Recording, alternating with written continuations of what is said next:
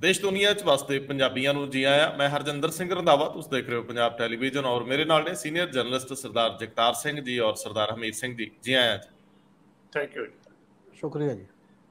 इस वेले ਦੀਆਂ ਤਿੰਨ ਵੱਡੀਆਂ ਘਟਨਾਵਾਂ ਨੂੰ ਬਹਿਸ ਦਾ ਹਿੱਸਾ ਬਣਾਉਂਦੇ ਆ। ਸਭ ਤੋਂ ਪਹਿਲਾਂ ਭ੍ਰਿਸ਼ਟਾਚਾਰ ਖਿਲਾਫ ਮੁਹਿੰਮ ਦੇ ਤਹਿਤ ਸਾਬਕਾ ਮੰਤਰੀ ਔਰ ਪ੍ਰਭਾਵੀ ਮੰਤਰੀ ਰਹੇ ਵਿਜੇਂਦਰ ਸਿੰਗਲਾ ਦੇ ਘਰੇ ਵਿਜੀਲੈਂਸ ਦੀ ਟੀਮ ਜਾਂਦੀ ਹੈ। ਹੁਣ ਇਸ ਵਰਤਾਰੇ ਨੂੰ ਵਿਜੇਂਦਰ ਸਿੰਗਲਾ ਨਾਲ ਜੋੜ ਕੇ ਅਫਸਰਸ਼ਾਹੀ ਦੇ ਖਿਲਾਫ 20 ਆਮਦਨ ਤੋਂ ਜਾਇਦਾਦ ਦੇ ਮਾਮਲਿਆਂ ਦੀਆਂ ਕਨਸੋਵਾਂ ਕੁਝ ਸਰਵਿੰਗ ਵੀ ਨੇ ਔਰ ਕੁਝ ਸਾਬਕਾ ਅਫਸਰਸ਼ਾਹ ਨੇ, ਉਹਨਾਂ ਦੇ ਉੱਤੇ ਵੀ ਸਕੰਜਾ ਕੱਸਣ ਦੀ ਤਿਆਰੀ ਦੀਆਂ ਖਬਰਾਂ ਨੇ। ਆਖਰ ਉਹ ਕਿਹੜੇ ਬਿਊਰੋਕਰੇਟ ਨੇ ਜਿਹੜੇ ਹੁਣ ਵਾਰਾ ਨਹੀਂ ਖਾਂਦੇ ਜਾਂ ਜਿਨ੍ਹਾਂ ਨੂੰ ਇਸ ਦਾਇਰੇ 'ਚ ਇਸ ਜੱਦ 'ਚ ਲਿਆਂਦਾ ਜਾ ਰਿਹਾ? ਕਿਉਂਕਿ ਪਹਿਲਾਂ ਕਿਹਾ ਜਾਂਦਾ ਸੀ ਕਿ ਸਿਰਫ ਸਿਆਸਤਦਾਨ ਹੀ ਨਿਸ਼ਾਨੇ ਤੇ ਨੇ। ਅਫਸਰਾਂ ਨੇ ਜੁਗਾੜ ਕਰ ਲਿਆ। ਅਫਸਰਾਂ ਨੇ ਜਦੋਂ PSIEC ਦਾ ਮਾਮਲਾ ਸੀ ਉਸ ਤੋਂ ਬਾਅਦ ਦਿਖਾਈ ਯੂਨਿਟੀ ਨੇ ਸਰਕਾਰ ਗੋਡਿਆਂ ਭਾਰ ਕਰ ਲਈ, ਸਰਕਾਰ ਨੂੰ ਅੱਗੇ ਲਾ ਲਿਆ। ਹੁਣ ਉਹ ਮਾਮਲੇ ਠੱਪ ਹੋ ਗਏ। ਹੁਣ ਮਹਿਕਮਿਆਂ ਦੇ ਵਿੱਚ ਭ੍ਰਿਸ਼ਟਾਚਾਰ ਦੇ ਘਪਲੇ ਤਾਂ ਜਾਂਚਾਂ ਤੋਂ ਦੂਰ ਹੋ ਗਏ। ਇਸ ਨਵੇਂ ਵਰਤਾਰੇ ਵਿੱਚ ਕੁਝ ਨਵੀਆਂ ਖਬਰਾਂ ਆ ਰਹੀਆਂ, ਤੁਹਾਡੇ ਨਾਲ ਸਾਂਝ ਪਾਉਂਦੇ। ਦੂਜਾ ਮਾਮਲਾ ਕਟਾਰੂ ਚੱਕ। ਪੰਜਾਬ ਸਰਕਾਰ ਦੇ ਮੰਤਰੀ ਲਾਲਚੰਦ ਕਟਾਰੂ ਚੱਕ ਵਿਵਾਦਾਂ 'ਚ ਨੇ ਔਰ ਇਹ ਵਿਵਾਦ ਹੈ ਕਿ ਮੁੱਕਣ ਦਾ ਨਾਂ ਨਹੀਂ ਲੈ ਰਿਹਾ। ਸਰਕਾਰ ਕੰਨਾਂ 'ਚ ਕੌੜਾ ਤੇਲ ਪਾ ਕੇ ਬਹਿ ਗਈ। ਵਿਰੋਧੀ ਧਿਰਾਂ ਦੇ ਸਾਹ ਸੱਤ ਨਹੀਂ ਰਹੇ, ਸਾਹ ਸੱਤ ਹੀਣ ਹੋ ਗਏ ਨੇ।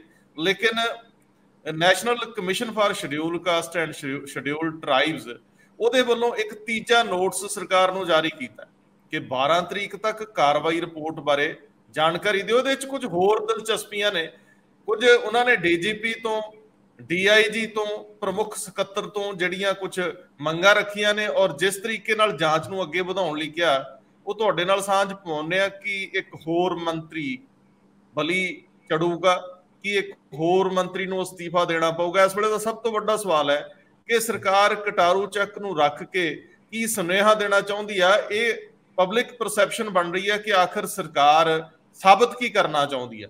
ਜੇ ਉਹ ਵਿਰੋਧੀ ਧਿਰਾਂ ਦੇ ਦਬਾਅ ਥੱਲੇ ਜਾਂ ਖਹਿਰੇ ਵੱਲੋਂ ਉਠਾਏ ਮੁੱਦੇ ਦੇ ਉੱਤੇ ਕੋਈ ਐਕਸ਼ਨ ਨਹੀਂ ਲੈਣਾ ਚਾਹੁੰਦੀ ਤਾਂ ਘੱਟੋ ਘੱਟ ਨੈਤਿਕਤਾ ਦੇ ਆਧਾਰ ਤੇ, ਅਖਲਾਕ ਦੇ ਨਜ਼ਰੀਏ ਤੋਂ ਉਹਨੂੰ ਕੁਝ ਨਾ ਕੁਝ ਕਾਰਵਾਈ ਕਰਨੀ ਚਾਹੀਦੀ ਆ। ਇਹ ਬਦਲਾਅ ਦੇ ਦੌਰ ਦੀ ਸੂਚਕ ਹੋਣੀ ਤਾਂ ਬਣਦੀ ਆ ਜੇਕਰ ਤੁਸੀਂ ਦਾਅਵਾ ਕਰਦੇ ਹੋ। ਤੀਜਾ ਮਾਮਲਾ ਬਹੁਤ ਜ਼ਿਆਦਾ ਅਹਿਮ ਆ। ਪੰਜਾਬ ਦੀ ਰਾਜਨੀਤੀ ਸਟੂਡੈਂਟ ਚੋਣਾਂ ਤੋਂ ਔਰ ਪਾਰਟੀਆਂ ਦੇ ਯੂਥ ਵਿੰਗਾਂ ਤੋਂ ਸ਼ੁਰੂ ਹੁੰਦੀ ਹੈ।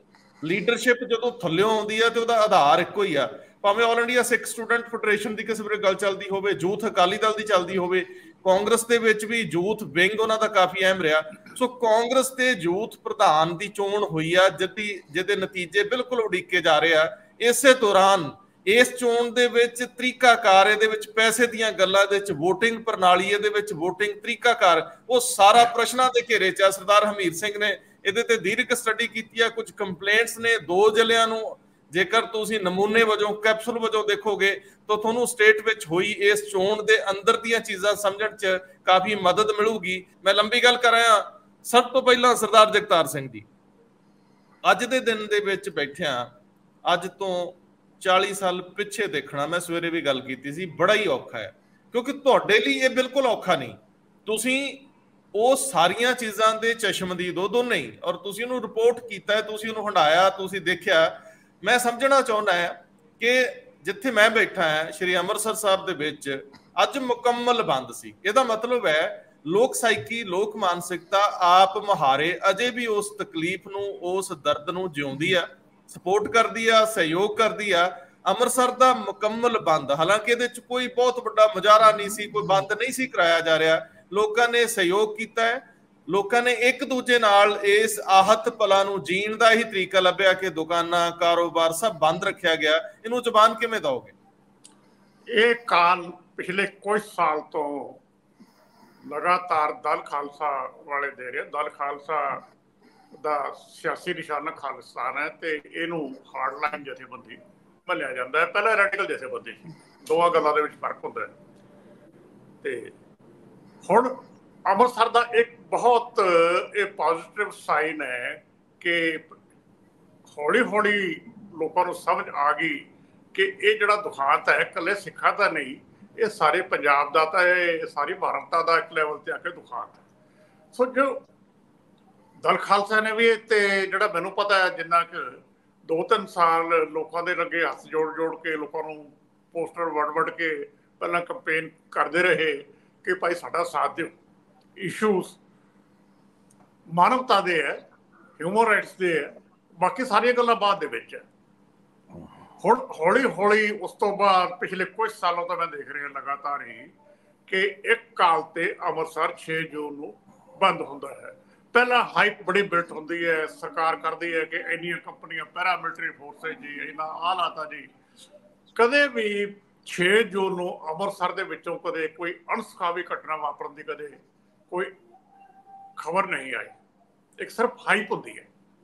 ਲੇਕਿਨ ਇਹ ਬਹੁਤ, ਮੈਂ ਵਾਰ-ਵਾਰ ਕਹਿ ਰਿਹਾ, ਇੱਕ ਪੋਜ਼ਿਟਿਵ ਸਾਈਨ ਹੈ ਕਿ ਜਿਹੜਾ ਕਲੋਜ਼ਰ ਹੈ ਬਲੂ ਸਟਾਰ ਦਾ, ਉਹਦੇ ਵੱਲ ਇੱਕ ਬਹੁਤ ਇਹ ਪੋਜ਼ਿਟਿਵ ਸਟੈਪ ਹੈ ਕਿ ਸਾਰਾ ਅੰਮ੍ਰਿਤਸਰ ਦੇ ਲੋਕ ਇਸ ਸਿਚੁਏਸ਼ਨ ਨੂੰ ਕਲੈਕਟਿਵਲੀ ਰਿਸਪੌਂਡ ਕਰਦੇ ਜੀ। ਸਰਦਾਰ ਹਮੀਰ ਸਿੰਘ ਜੀ, ਆਪਾਂ ਮੇਨ ਮੁੱਦੇ ਤੇ ਆਉਂਦੇ ਹਾਂ, ਪਰ ਉਸ ਤੋਂ ਪਹਿਲਾਂ ਇੱਕ ਛੋਟੀ ਜਿਹੀ ਤੁਹਾਡੀ ਟਿੱਪਣੀ। ਜਦੋਂ ਅੱਜ ਤੋਂ 20 ਕੁ ਸਾਲ ਬਾਅਦ ਉਹ ਪੀੜ੍ਹੀਆਂ ਜਿਹੜੀਆਂ ਚਸ਼ਮਦੀਦ ਨੇ ਉਹ ਚਲੀਆਂ ਜਾਣਗੀਆਂ, ਤੁਰ ਜਾਣਗੀਆਂ, ਸੀਨ ਚੋਂ ਲਾਂਭੇ ਹੋ ਜਾਣਗੀਆਂ, ਕਿ ਉਦੋਂ ਵੀ ਇਹਦੀ ਜਿਹੜੀ ਤਾਜ਼ਗੀ ਹੈ, ਇਹਨੂੰ ਫੀਲ ਕਰਨ ਦਾ ਅਨੁਭਵ ਜਿਹੜਾ ਉਹ ਬਰਕਰਾਰ ਰਹੂਗਾ? ਉਦੋਂ ਵੀ ਇਸ ਦਰਦ ਨੂੰ ਐਵੇਂ ਹੀ ਮਹਿਸੂਸਿਆ ਜਾਊਗਾ? ਕਿਉਂਕਿ ਦੂਜੇ ਸਿਰੇ ਤੋਂ ਅਜੇ ਵੀ ਇਹਦਾ ਕੋਈ ਕਲੋਜ਼ਰ ਨਹੀਂ ਹੋਇਆ, ਅਜੇ ਵੀ ਸਰਕਾਰਾਂ ਨੇ ਇਹਨੂੰ ਕਿਸੇ ਤਰੀਕੇ ਨਾਲ ਵੀ ਜਸਟੀਫਾਈ ਨਹੀਂ ਕੀਤਾ ਕਿ ਗਲਤੀ ਸੀ।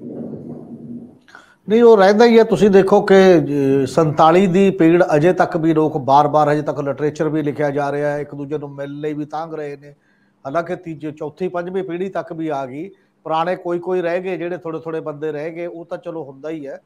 ਪਰ ਕਿਉਂਕਿ ਇਹ ਅੱਗੇ ਤੋਂ ਅੱਗੇ ਵੱਧਦੀ ਹੈ, ਜਨਰੇਸ਼ਨ ਟੂ ਜਨਰੇਸ਼ਨ, ਘਰ ਤੋਂ, ਮਾਵਾਂ ਤੋਂ, ਮਾਪਿਆਂ ਤੋਂ। ਜਦੋਂ ਉਹਨਾਂ ਨੂੰ ਕਰਦੇ ਬੱਚੇ ਦੇਖਦੇ ਨੇ ਕੀ ਹੋ ਰਿਹਾ, ਤਾਂ ਇਹ ਸੁਭਾਵਿਕ ਸਪੈਸ਼ਲ ਐਫਰਟ ਨਹੀਂ ਕਰਨਾ ਪੈਂਦਾ, ਇਹ ਸੁਭਾਵਿਕ ਗੱਲਾਂ ਅਗਲੀ ਪੀੜ੍ਹੀ ਤੱਕ ਟਰਾਂਸਫਰ ਹੋ ਜਾਂਦੀਆਂ ਨੇ। ਇਹ ਠੀਕ ਹੈ ਕਿ ਉਹ ਦਰਦ ਕਿੰਨਾ ਕੁ ਉਹੋ ਜਿਹਾ ਰਹੂਗਾ ਜਾਂ ਉਹਦੇ 'ਚ ਕੁਛ ਘੱਟ, ਮਤਲਬ ਅਲੱਗ ਤਰ੍ਹਾਂ ਦੇਖਿਆ ਜਾਊਗਾ। ਜਦੋਂ ਸਮਾਂ ਵਿਚਰਦਾ ਤਾਂ ਥੋੜ੍ਹਾ ਬਹੁਤ ਫਰਕ ਤਾਂ ਪੈ ਜਾਂਦਾ, ਪਰ ਇਹਦਾ ਮਤਲਬ ਇਹ ਨਹੀਂ ਹੈ ਕਿ ਇਹ ਚੀਜ਼ਾਂ ਭੁਲਾਈਆਂ ਜਾ ਸਕਦੀਆਂ ਹੁੰਦੀਆਂ ਨੇ। ਔਰ ਵੈਸੇ ਵੀ ਇਹ ਕਿਹਾ ਜਾਂਦਾ ਕਿ ਚੀਜ਼ਾਂ ਭੁਲਾਈਆਂ ਨਹੀਂ ਜਾਣੀਆਂ ਹੁੰਦੀਆਂ, ਬਲਕਿ ਉਹਨਾਂ ਨੂੰ ਯਾਦ ਰੱਖ ਕੇ ਅੱਗੇ ਨੂੰ ਕੀ ਠੀਕ ਰਸਤਾ ਅਪਣਾਇਆ ਜਾ ਸਕਦਾ ਹੈ ਕਿ ਉਹੋ ਜਿਹੀਆਂ ਘਟਨਾਵਾਂ ਨਾ ਵਾਪਰਨ। ਇਹਦੇ ਤੇ ਸੰਜੀਦਾ ਸੋਚ ਵਿਚਾਰ ਦੀ ਲੋੜ ਹੁੰਦੀ ਹੈ। ਕੱਲਾ ਪਰਦਾ ਪਾ ਕੇ ਤਾਂ ਹਿਸਟਰੀ ਨਹੀਂ ਚੱਲਦੀ, ਹਿਸਟਰੀ ਵਾਰ-ਵਾਰ ਪਰਦੇ ਲਾ ਦਿੰਦੀ ਹੈ। ਜਦੋਂ ਕੋਈ ਵੀ ਰਿਸਰਚਰ ਹਿਸਟਰੀ ਦੇ ਆਉਂਦੇ ਨੇ, ਕੰਮ ਕਰਦੇ ਨੇ, ਤੁਸੀਂ ਨਹੀਂ ਕਰੋਗੇ ਕੋਈ ਤੀਜਾ ਕਰ ਲੂਗਾ, ਤੀਜਾ ਨਹੀਂ ਕਰੂ ਚੌਥਾ ਕਰ ਲੂਗਾ, ਦੇਸੀ ਨਹੀਂ ਕਰਨਗੇ ਵਿਦੇਸ਼ੀ ਕਰ ਲੂਗਾ। ਹਿਸਟਰੀ ਤਾਂ ਉਵੇਂ ਹੀ ਕੜੀ ਜੁੜਦੀ ਹੈ ਉਹਦੀ। ਜਿਹੜਾ ਪਰਦਾ ਪਾ ਕੇ ਵੀ ਐਵੇਂ ਹੀ ਚੱਲੋ, ਕਲੋਜ਼ਰ ਨਾ ਕਰੋ ਦਾ ਕੰਮ ਹੈ ਨਾ। ਕਲੋਜ਼ਰ ਕੋਈ ਨਾ ਕੋਈ ਕਰਨਾ ਪੈਂਦਾ ਹੈ ਸਮਾਜ ਨੂੰ, ਜੇਕਰ ਉਸ ਪਾਸੇ ਵੱਲ ਤੁਰਨ ਦੀ ਜਦੋਂ ਗੱਲ ਹੈ। ਆਪਾਂ ਦੇਖਦੇ ਹਾਂ ਦੁਨੀਆ ਦੇ ਵਿੱਚ, ਚਾਹੇ ਉਹ ਕਾਮਾਗਾਟਾ ਮਾਰੂ ਦੇ ਮਾਮਲੇ 'ਚ, ਚਾਹੇ ਉਹ ਸੈਕੰਡ ਵਰਲਡ ਵਾਰ ਦੇ ਮਾਮਲੇ 'ਚ, ਲੋਕਾਂ ਨੇ, ਦੁਨੀਆ ਨੇ, ਦੇਸ਼ਾਂ ਨੇ, ਸਰਕਾਰਾਂ ਨੇ ਮਾਫੀਆਂ ਮੰਗੀਆਂ ਨੇ, ਇੱਕ ਵਿਧੀਵਤ ਰੂਪ ਦੇ ਵਿੱਚ ਮਾਫੀਆਂ ਮੰਗੀਆਂ ਨੇ। ਕੋਈ ਆਇਆ ਨਹੀਂ ਹੈ ਕਿ ਵੈਸੇ ਇਹਦਾ ਮਤਲਬ ਇਹ ਤਾਂ ਨਹੀਂ ਸੀ ਕਿ ਉਹ ਨਹੀਂ ਸੀ। ਹੁਣ ਕੋਈ ਨਵਾਂ ਕੁਝ ਹੋਣ ਵਾਲਾ ਹੈ, ਜਾਓ ਦਿਖਾਂਤ ਦਾ ਕੋਈ ਇਹੋ ਜਿਹਾ ਕੁਝ ਹੋਣ ਵਾਲਾ ਹੈ ਕਿ ਜੀ ਹੁਣ ਵਾਪਸ ਆ ਜਾਊਗਾ। ਪਰ ਉਹਨਾਂ ਦਾ ਮਤਲਬ ਇਹੀ ਹੁੰਦਾ ਕਿ ਅੱਗੇ ਲਈ ਘੱਟੋ ਘੱਟ ਹੁਣ ਆਉਣ ਵਾਲੀ ਜਨਰੇਸ਼ਨ ਇਹ ਸੋਚਣ ਵੀ ਸਾਡੇ ਪੁਰਖਿਆਂ ਤੋਂ ਜੋ ਗਲਤੀ ਹੋਈ ਸੀ ਉਹ ਮਾਫੀ ਹੋ ਗਈ, ਹੁਣ ਕਲੋਜ਼ਰ ਹੋ ਗਿਆ, ਹੁਣ ਆਪਾਂ ਅੱਗੇ ਚੱਲਦੇ ਹਾਂ। ਬਾਵਜੂਦ ਇਹਦੇ ਕਿ ਮੋਨੂਮੈਂਟ ਬਣਾਏ ਜਾਂਦੇ ਨੇ, ਲੋਕ ਫਿਰ ਵੀ ਦੇਖਦੇ ਨੇ ਹਿਸਟਰੀ 'ਚ ਆਹ ਘਟਨਾਵਾਂ ਵਾਪਰੀਆਂ ਸੀ। ਮੈਂ ਇੱਕ ਐਡੀਸ਼ਨ ਕਰ ਦਿੰਦਾ, ਨਹੀਂ ਮੈਂ ਇੱਕ ਐਡੀਸ਼ਨ ਕਰ ਦਿੰਦਾ ਨਾਲੇ ਦੇ। ਇਹ ਜਿੰਨੇ ਸਿੱਖ ਇਤਿਹਾਸ 'ਚ ਵੱਡੇ ਦੁਖਾਂਤ ਹੋਏ ਹੈ, ਉਹ ਸਿੱਖ ਮਾਨਸਿਕਤਾ ਦਾ ਹਿੱਸਾ ਬਣੇ ਹੋਏ। ਬਲੂ ਸਟਾਰ ਤੋਂ ਬਾਅਦ ਜੂਨ 1 ਤੋਂ ਲੈ ਕੇ ਜੂਨ 6 ਤੱਕ ਦਰਬਾਰ ਸਾਹਿਬ ਤੋਂ ਜਿਹੜਾ ਸਵੇਰੇ ਇਸ ਦਿਨ, ਇਸ ਹਫ਼ਤੇ ਦੇ ਵਿੱਚ ਕੀਰਤਨ ਆਸਾ ਦੀ ਵਾਰ ਦੇ ਭੋਗ ਤੋਂ ਅਰਦਾਸ ਤੋਂ ਬਾਅਦ ਹੁੰਦਾ ਹੈ। ਮੈਂ ਬੜੇ ਸਾਲ ਤੋਂ ਉਹ ਧਿਆਨ ਨਾਲ ਸੁਣਦਾ ਹੈ। ਉਹ ਜਿਹੜੀ ਉਹ ਜ਼ਖਮ ਹੈ ਨਾ, ਉਹਨਾਂ ਨੂੰ ਵਾਰ-ਵਾਰ ਮਤਲਬ ਫਿਰ ਉਹ ਯਾਦ ਰੱਖੇ ਜਾਂਦੇ। ਉਹ ਜਿਹੜੀ ਮਾਨਸਿਕਤਾ ਹੈ, ਉਹ ਥਰੂ ਜਿਹੜਾ ਸਿੱਖਾਂ ਦਾ ਸਭ ਤੋਂ ਵੱਡਾ ਸੋਮਾ ਹੈ ਸ਼ਕਤੀ ਦਾ, ਉੱਥੋਂ ਉਹ ਲਗਾਤਾਰ ਜਿਉਂਦਾ ਰੱਖਿਆ ਜਾਂਦਾ, ਰੱਖਣਾ ਚਾਹੀਦਾ ਵੀ ਹੈ। ਅੱਜ ਵੀ ਜਦੋਂ ਸਵੇਰੇ ਸ਼ਬਦ ਪੜ੍ਹੇ ਗਏ, ਉਹ ਬੰਦੇ ਨੂੰ ਹਿਲਾ ਕੇ ਰੱਖ ਦਿੰਦੇ ਆ ਉਸ ਦਿਨ ਸਾਰਾ ਕੁਝ। ਜਿਹੜੀ ਸਵੇਰੇ ਚਾਨਣੀ ਲੱਗੀ ਸੀ, ਅੱਜ ਲੱਗੀ ਵੀ ਹੈ। ਉਹਦੇ ਤੇ ਜਿਹੜੀ ਗੁਰਬਾਣੀ ਦੀ ਲਾਈਨ ਹੈ, ਪੁਰਜਾ ਪੁਰਜਾ ਕੱਟ ਭਰੇ ਰੰਗ ਬਲੱਡ ਰੈਡ, ਇਹ ਸਿੰਬਲ ਆਪਣੇ ਆਪ ਦੇ ਵਿੱਚ ਬਹੁਤ ਤਕੜੇ ਹੈਗੇ ਹੈ। ਜੇ ਸਿੱਖ ਮਾਨਸਿਕਤਾ ਨੂੰ ਸਮਝਣਾ ਹੈ ਕਿ ਇਹ ਨੈਰੇਟਿਵ ਲਗਾਤਾਰ ਸਿੱਖਾਂ ਦੇ ਵਿੱਚ ਕਿਵੇਂ ਜਿਉਂਦੇ ਰਹਿੰਦੇ ਆ, ਤੇ ਜਦੋਂ 1 ਜੂਨ ਤੋਂ 6 ਜੂਨ ਤੱਕ ਤੁਸੀਂ ਦਰਬਾਰ ਸਾਹਿਬ ਦੀ ਸਵੇਰੇ ਗੁਰਬਾਣੀ ਸੁਣੋਗੇ ਤੇ ਉਹ ਸਮਝ ਆ ਜਾਏਗੀ।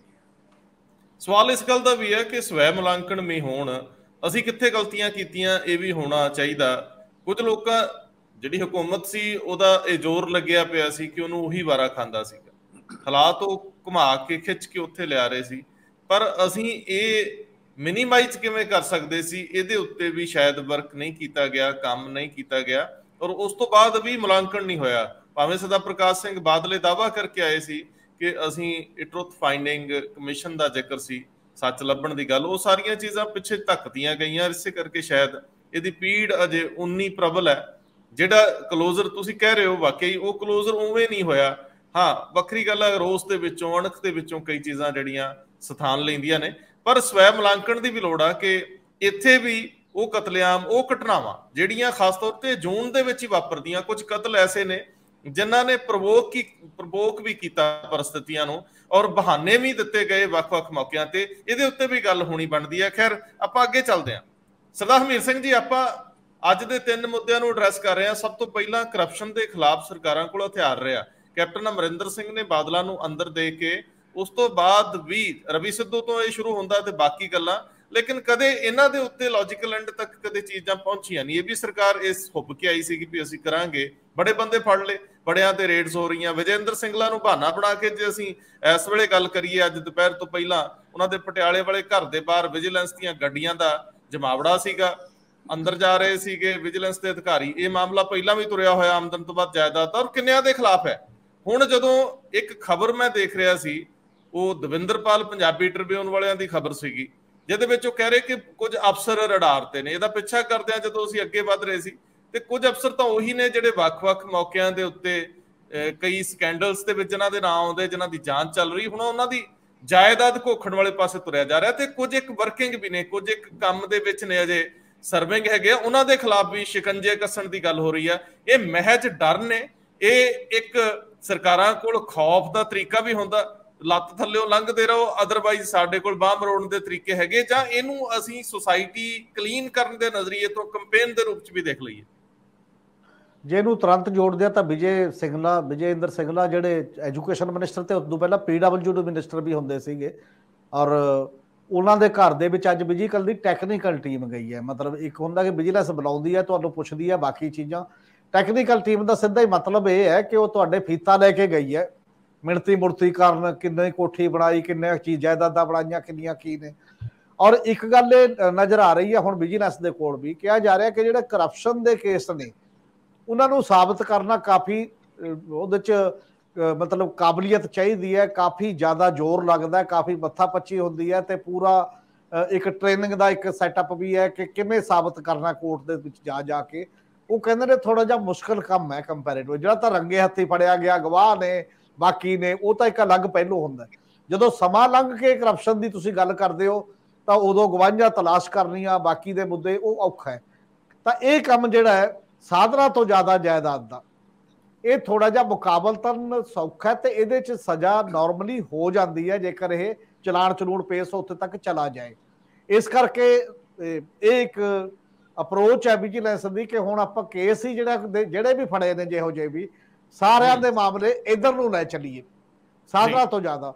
ਅੱਛਾ, ਸਾਧਨਾ ਤੋਂ ਜ਼ਿਆਦਾ ਜਾਇਦਾਦ ਦੇ ਵਿੱਚ ਬਹੁਤ ਸਾਰੀਆਂ ਲੂਪ ਹੋਲ, ਕਮਜ਼ੋਰੀਆਂ ਬਥੇਰੇ ਬੰਦਿਆਂ ਤੋਂ ਰਹਿੰਦੀਆਂ ਨੇ, ਤੇ ਉਹ ਕਿਤੇ ਨਾ ਕਿਤੇ ਉਹ ਜੱਦ ਚ ਆ ਜਾਂਦੇ ਨੇ ਕਿਸੇ ਨਾ ਕਿਸੇ ਰੂਪ ਦੇ ਵਿੱਚ, ਜਦੋਂ ਇਧਰ ਨੂੰ ਕੋਈ ਗੱਲ ਚੱਲਦੀ ਹੈ ਕਿਸੇ ਨਾ ਕਿਸੇ ਰੂਪ ਦੇ ਵਿੱਚ।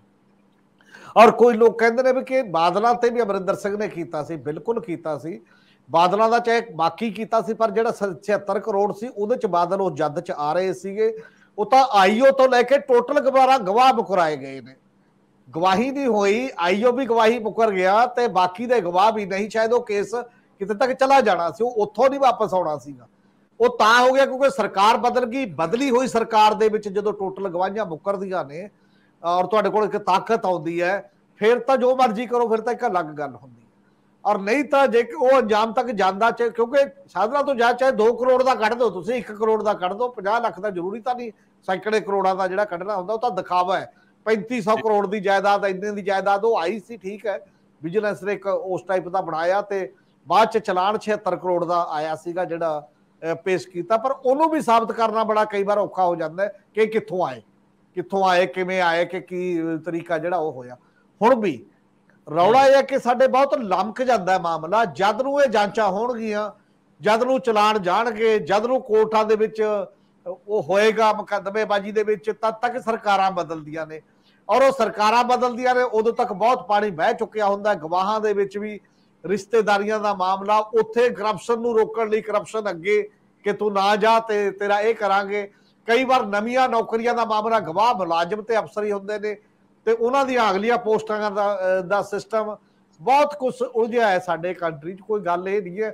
ਔਰ ਸਾਡੇ ਇਹ ਵੀ ਨਹੀਂ ਕੀਤਾ ਜਾਂਦਾ ਕਿ ਤੁਰੰਤ ਜਿਹੜੇ ਮੁੱਕਰ ਗਏ ਗਵਾਹ ਇੰਨੇ ਲੰਬੇ ਸਮੇਂ ਚਲੇ ਗਏ, ਹਾਲਾਂਕਿ ਕੋਰਟ ਇਹ ਕਰ ਸਕਦੀ ਹੈ ਉਲਟਾ ਮੁਕੱਦਮਾ, ਔਰ ਬਾਕੀ ਦੇ ਮਤਲਬ ਕਹਿ ਸਕਦੀ ਹੈ ਕਿ ਇਹਨਾਂ ਦੇ ਖਿਲਾਫ ਮੁਕੱਦਮਾ ਚਲਾਓ। ਤੇ ਇਹਨਾਂ ਨੇ ਹੁਣ ਤੱਕ ਗੁੰਮਰਾਹ ਕੀਤਾ, ਇੰਨਾ ਸਮਾਂ ਜਾਇਆ ਕੀਤਾ ਤੇ ਬਾਕੀ ਚੀਜ਼ਾਂ ਕੀਤੀਆਂ ਨੇ, ਤੇ ਜੇ ਤੁਸੀਂ ਮੁੱਕਰ ਜਾਂਦੇ ਹੋ ਤਾਂ ਤੁਹਾਡੇ ਖਿਲਾਫ ਵੀ ਕਾਰਵਾਈ ਹੋਣੀ ਚਾਹੀਦੀ ਹੈ ਉਸ ਪੱਧਰ ਦੀ ਜਾ ਕੇ। ਪਰ ਕਿਉਂਕਿ ਨਾਰਮਲ ਜਿਹਾ ਕੰਮ ਚੱਲਦਾ ਹੈ, ਸਰਕਾਰਾਂ ਗਾਰੰਟੀ ਲੈ ਲੈਂਦੀਆਂ ਨੇ ਵੀ ਕੋਈ ਗੱਲ ਨਹੀਂ, ਅਸੀਂ ਹੈਗੇ ਆ ਨਾ, ਜੇ ਤੇਰੇ ਖਿਲਾਫ ਕੁਝ ਹੋਊ ਕੰਮ ਤਾਂ ਅਸੀਂ ਉਹ ਕਰਨਾ, ਉਹ ਨਿਬੜ ਜਾਂਦਾ। ਪਰ ਇਹ ਮਾਮਲਾ ਕਾਫੀ ਜ਼ਿਆਦਾ ਗੰਭੀਰ ਹੋ ਜਾਂਦਾ ਜਦੋਂ ਤੁਸੀਂ ਫੀਤਾ ਲੈ ਕੇ ਸਾਰੇ ਕਿਤੇ ਜਾਂਦੇ ਹੋ। ਇੱਕ ਤਾਂ ਪਬਲਿਕਲੀ ਤੁਹਾਡਾ ਇਮੇਜ ਜਿਹੜਾ ਉਹ ਵੀ ਡੈਮੇਜ ਹੁੰਦਾ ਜਦੋਂ ਇੱਕ ਇੱਕ ਗੱਲ ਰੋਜ਼ ਅਖਬਾਰਾਂ ਟੀਵੀ ਤੇ ਦਿੱਤੀ ਜਾਂਦੀ ਹੈ, ਇਹਦਾ ਇੰਨੇ ਦਾ ਆ ਗਿਆ, ਇਹਦਾ ਇੰਨੇ ਦਾ ਆ ਗਿਆ, ਇਹਦਾ ਇੰਨੇ ਦਾ ਆ ਗਿਆ। ਤੇ ਦੂਜਾ ਜਿਹੜਾ ਕੋਰਟ ਦੇ ਵਿੱਚ ਵੀ ਜਾਣ ਦੀ ਜਿਹੜੀ ਸੰਭਾਵਨਾ ਜਾਂ ਫਸਣ ਦੀ ਸੰਭਾਵਨਾ ਵੱਧਦੀ ਹੈ। ਪਰ ਹੁਣ ਅੰਜਾਮ ਤੱਕ ਇਹ ਸਰਕਾਰ ਕਿੰਨੀ ਲੈ ਕੇ ਜਾਊਗੀ ਉਹ ਤਾਂ ਇਹ ਤੇ ਡਿਪੈਂਡ ਕਰਦਾ। ਵੈਸੇ ਤਾਂ ਚੰਗਾ ਇਹੀ ਸੀ ਇਸ ਸਰਕਾਰ ਲਈ ਵੀ, ਜਿਵੇਂ ਆਪਾਂ ਵਾਰ-ਵਾਰ ਬਹੁਤ ਸੁਭਾਅ ਚ ਕਿਹਾ, ਕੋਈ ਪਰਮਾਨੈਂਟ ਕਮਿਸ਼ਨ ਬਣਾ ਦਿਓ, ਕੋਈ ਲੋਕਪਾਲ ਬਣਾ ਦਿਓ, ਜਿੱਥੇ ਰੈਗੂਲਰ ਚੱਲਦੇ ਰਹਿਣ, ਪਿਕ ਐਂਡ ਚੂਜ਼ ਨਾ ਹੋਵੇ, ਲੋਕਾਂ ਨੂੰ ਵੀ ਯਕੀਨ ਹੋਵੇ ਕਿ ਭਾਵੇਂ ਤੁਹਾਡੇ ਵਾਲੇ ਹੋਣ ਭਾਵੇਂ ਉਹਨਾਂ ਵਾਲੇ ਹੋਣ, ਸਾਰੇ ਇਕੱਠੇ ਸਾਂਝੇ ਜੇ ਆ ਜਾਣ ਉਸ ਰੂਪ ਦੇ ਵਿੱਚ, ਉਹ ਜ਼ਿਆਦਾ ਬਿਹਤਰ ਹੁੰਦਾ ਹੈ ਇਹਦੇ ਬਜਾਏ। ਇਹ ਲੋਕਪਾਲ ਲਈ ਆਏ ਸੀ, ਬਣਾ ਦਿੰਦੇ, ਸੌਖੇ ਰਹਿੰਦੇ, ਆਪ ਪਾਸੇ ਰਹਿੰਦੇ, ਜਾਂਚਾਂ ਹੁੰਦੀਆਂ ਰਹਿੰਦੀਆਂ, ਇਹਨਾਂ ਦੇ ਵਜ਼ੀਰਾਂ ਦੇ ਮਾਮਲੇ ਉੱਥੇ ਹੀ ਤੁਰੇ ਰਹਿੰਦੇ ਤੇ ਵੱਖਰੀ ਗੱਲ ਸੀ ਐਮਐਲਏਜ਼ ਦੇ। ਸਰਦਾਰ ਜਗਤਾਰ ਸਿੰਘ ਜੀ, ਵੈਸੇ ਤਾਂ ਮਾਮਲਿਆਂ ਦੀ ਬਹੁਤਾਤ ਹੋ ਜੇ ਤਾਂ ਫਿਰ ਸਾਰੇ ਕਹਿੰਦੇ ਹੁੰਦੇ ਵੀ ਇਸ ਹਮਾਮ 'ਚ ਸਾਰੇ ਇੱਕੋ ਜਿਹੇ ਹੀ ਆ। ਆਮ ਤੌਰ ਤੇ ਉੱਤੇ ਜਦੋਂ ਕਰਪਸ਼ਨ ਦੇ ਇੰਨੇ ਰੌਲੇ ਆ ਤੇ ਕਿਸੇ ਨਵੇਂ ਬੰਦੇ ਨੂੰ ਵੀ ਜੱਦ 'ਚ ਲਿਆਂਦਾ ਜਾਂਦਾ, ਉਹ ਕਹਿੰਦਾ ਪੋਲੀਟੀਕਲ ਵੰਡੈਟਾ, ਮੇਰੇ ਇਕੱਲੇ ਨਾਲ ਥੋੜੀ ਹੋ ਰਿਹਾ, ਉਹ ਫਲਾਣਾ ਵੀ ਫਸਿਆ, ਫਲਾਣਾ ਵੀ ਫਸਾਇਆ। ਗੱਲ ਤੇ ਕੋਈ ਨਹੀਂ ਜੀ, ਇਹ ਤਾਂ ਬਦਲਾਖੋਰੀ ਆ। ਸਾਰੇ ਇਹਨੂੰ ਜਸਟੀਫਾਈ ਕਰਦੇ ਆ। ਫਿਰ ਸਮਾਜ ਦੇ ਵਿੱਚ ਇੱਜ਼ਤ ਬੇਇੱਜ਼ਤੀ ਵਰਗਾ ਵੀ ਕਨਸੈਪਟ ਨਹੀਂ ਰਹਿੰਦਾ। ਵਿਜੀਲੈਂਸ ਨੂੰ ਚਾਹੀਦਾ ਤੇ ਇਹ ਸੀ ਕਿ ਕੁਝ ਚੁਣਿੰਦਾ ਮੱਛੀਆਂ ਫੜ ਕੇ ਟੰਗ ਕੇ ਰੱਖ ਦਿੰਦੇ, ਫਿਰ ਖੌਫ ਦਾ ਵਾਤਾਵਰਨ ਪੈਦਾ ਹੁੰਦਾ। ਪਰ ਮੈਨੂੰ ਤਾਂ ਯਾਦ ਹੈ, ਹਾਲਾਂਕਿ ਇਹ ਜਿਹੜੇ ਸਪੈਸ਼ਲ ਡੀਜੀਪੀ ਨੇ ਵਰਿੰਦਰ ਕੁਮਾਰ, ਇਹਨਾਂ ਦਾ ਅਕਸ, ਇਹਨਾਂ ਦੀ ਛਵੀ ਬੜੀ ਸਾਫ਼ ਹੈ, ਇਮਾਨਦਾਰ ਅਫਸਰ ਨੇ ਮੰਨਿਆ ਜਾਂਦਾ। ਅਸੀਂ ਕਿਸੇ ਨੂੰ ਸਰਟੀਫਾਈ ਨਹੀਂ ਕਰਦੇ, ਪਰ ਇਹਨਾਂ ਬਾਰੇ ਇਹ ਆਮ ਧਾਰਨਾ ਹੈ ਕਿ ਇਹ ਕੰਮ ਇਮਾਨਦਾਰੀ ਨਾਲ ਕਰਦੇ ਨੇ ਔਰ ਕੰਮ ਡੈਡੀਕੇਸ਼ਨ ਨਾਲ ਕਰਦੇ, ਕਮਿਟਮੈਂਟ ਨਾਲ ਕਰਦੇ। ਆਪਾਂ ਪਲ ਦੀ ਪਲ ਜੇ ਪੁਰਾਣੇ ਅਫਸਰਾਂ ਨੂੰ ਦੇਖੀਏ, ਬੀਕੇ ਉੱਪਲ ਬਾਰੇ ਪਿੱਛੇ ਰੌਲਾ ਪੈਂਦਾ ਰਿਹਾ ਕਿ ਜੀ ਉਹ ਵਿਦੇਸ਼ ਚਲੇ ਗਏ। ਇੱਥੇ ਆਸ਼ੀਸ਼ ਕਪੂਰ ਬਹੁਤ ਸਾਰੇ ਅਹਿਮ ਕੇਸਿਸ ਨੂੰ ਇਨਵੈਸਟੀਗੇਟ ਕਰ ਰਹੇ ਸੀ, ਉਹਨਾਂ ਦੇ ਖਿਲਾਫ ਆਮਦਨ ਤੋਂ ਵੱਧ ਜਾਇਦਾਦ ਦੇ ਮਾਮਲੇ ਫਸੇ ਹੋਏ ਆ। ਹੁਣ ਵੀ ਬਹੁਤ ਸਾਰੇ ਅਫਸਰ, ਅਸੀਂ ਜੇਕਰ ਇਰੀਗੇਸ਼ਨ ਸਕੈਮ ਨੂੰ ਦੇਖਦੇ ਹਾਂ, ਉਹਦੇ ਵਿੱਚ ਕਥਿਤ ਤੌਰ ਦੇ ਉੱਤੇ 3 IAS ਅਫਸਰ, 2 ਸਾਬਕਾ ਵਜ਼ੀਰ, ਉਹਨਾਂ ਦੇ PA, ਉਹਨਾਂ ਦੀ ਇਨਵੈਸਟੀਗੇਸ਼ਨ ਚੱਲਦੀ ਪਈ ਹੈ। ਭਾਵੇਂ ਉਹ ਕੋਰਟ ਦੇ ਵਿੱਚ ਅਜੇ ਵੀ ਇਨਕੁਆਇਰੀ ਹੈ ਕਿ ਇਨਵੈਸਟੀਗੇਸ਼ਨ ਹੈ, ਇੱਥੇ ਰੌਲਾ ਹੈ, ਪਰ ਹੁਣ ਇਹ ਮੰਨਿਆ ਜਾ ਰਿਹਾ ਕਿ ਉਹਨਾਂ ਦੇ ਉੱਤੇ ਵੀ ਇਸ ਤਰ੍ਹਾਂ ਆਮਦਨ ਤੋਂ ਵੱਧ ਜਾਇਦਾਦ ਬਣਾਉਣ ਦੇ ਮਾਮਲਿਆਂ ਤਹਿਤ ਵੀ ਕਾਰਵਾਈ ਹੋ ਸਕਦੀ ਹੈ। ਇਹ ਰੌਲੇ ਵੀ ਅੰਦਰੋਂ ਨਿਕਲ ਕੇ ਆ ਰਿਹਾ। ਤੇ ਬਹੁਤ ਸਾਰੇ ਅਫਸਰ ਜਿਹੜੇ ਸਰਵਿਸ ਦੇ ਵਿੱਚ ਆ, ਜਿਨ੍ਹਾਂ ਨੇ ਕਿਤੇ ਨਾ ਕਿਤੇ ਅੱਖਾਂ ਵਿਖਾਈਆਂ ਹੋਣਗੀਆਂ, ਜਿਨ੍ਹਾਂ ਬਾਰੇ ਕੰਪਲੇਂਟਸ ਆਈਆਂ ਨੇ, ਜਿਨ੍ਹਾਂ ਦੇ ਕਿਰਦਾਰ ਸ਼ੱਕੀ ਹੋ ਗਿਆ, ਉਹਨਾਂ ਦੇ ਉੱਤੇ ਗੱਲ ਵੀ ਆ। ਲੇਕਿਨ ਨਾਲ ਦੀ ਨਾਲ ਸਰਦਾਰ ਜਗਤਾਰ ਸਿੰਘ ਜੀ, ਜਿਹੜੇ ਮਾਮਲੇ ਜਿਨ੍ਹਾਂ ਤੇ ਚੁੱਪ ਧਾਰੀ ਗਈ ਆ, PSIEC ਦੇ ਮਾਮਲੇ 'ਚ ਇੱਕ IAS ਅਫਸਰ ਦਾ ਰੌਲਾ ਪਿਆ, ਉਹਦੇ ਖਿਲਾਫ ਸਾਰੀ PCS ਮਾਸ ਲੀਵ ਤੇ ਚਲੇ ਗਈ ਐਸੋਸੀਏਸ਼ਨ, ਔਰ ਉਹਦੇ ਨਾਲ IAS ਅਫਸਰਾਂ ਦਾ ਥ੍ਰੈਟ ਵੀ ਸਾਹਮਣੇ ਸਰਕਾਰ ਦੇ ਆ ਗਿਆ। ਉਹ ਖੂੰਜੇ 'ਚ ਲੱਗਿਆ ਪਿਆ ਕੇਸ। ਇਸੇ ਤਰੀਕੇ ਨਾਲ ਹੁਣ ਅਮਰੂਦਾਂ ਦੇ ਮਾਮਲੇ 'ਚ 2 IAS ਦੀਆਂ ਕਥਿਤ ਤੌਰ ਤੇ ਪਤਨੀਆਂ ਦਾ ਜ਼ਿਕਰ ਹੋ ਰਿਹਾ, ਕਥਿਤ ਇਲਜ਼ਾਮ ਲੱਗੇ ਨੇ। ਮੈਂ ਇਹ ਪੁੱਛਣਾ ਚਾਹੁੰਦਾ ਕਿ ਉਹਨਾਂ ਦੇ ਉੱਤੇ ਉਹਨਾਂ ਨੂੰ ਸੱਦਿਆ ਕਿਉਂ ਨਹੀਂ ਗਿਆ, ਫੜ ਕੇ ਬਾਕੀ ਬੰਦੇ ਤੇ ਅੰਦਰ ਦੇ ਦਿੱਤੇ ਗਏ। ਲੋਕ ਸਵਾਲ ਪੁੱਛਦੇ ਆ ਕਿ ਕਿਤੇ ਤੁਸੀਂ ਚੁਣ ਕੇ ਕਾਰਵਾਈ ਤਾਂ ਨਹੀਂ ਕਰ ਰਹੇ, ਜਿੱਥੇ ਵਾਰਾਖਾਂਦੀ ਕਰ ਲਓ, ਜਿੱਥੇ ਨਹੀਂ ਲੱਗਦਾ ਹੈ ਕਿ ਕੋਈ ਤੁਹਾਡੇ ਲੱਤ ਥੱਲਿਓਂ ਦੀ ਲੰਘ ਗਿਆ ਤੇ ਉੱਥੇ ਚੁੱਪ ਧਾਰ ਲਈ ਜਾਂਦੀ ਹੈ। ਤਾਂ ਸਰਕਾਰ ਨੇ ਤੇ ਵਿਜੀਲੈਂਸ ਨੇ ਦੱਸਣਾ ਕਿ ਤਰੀਕਾਕਾਰ ਇਹੀ ਆ ਜਾਂ ਇਹ ਰੌਲੇ ਹੀ ਬਾਹਰ ਪੈ ਰਹੇ ਆ। ਜਿਹੜੀ ਕਰਪਸ਼ਨ ਹੈ ਨਾ, ਇਹ ਫੀਤਿਆਂ ਨਾਲ ਨਹੀਂ ਇਹ ਮਿਣੀ ਜਾਂਦੀ ਜੀ।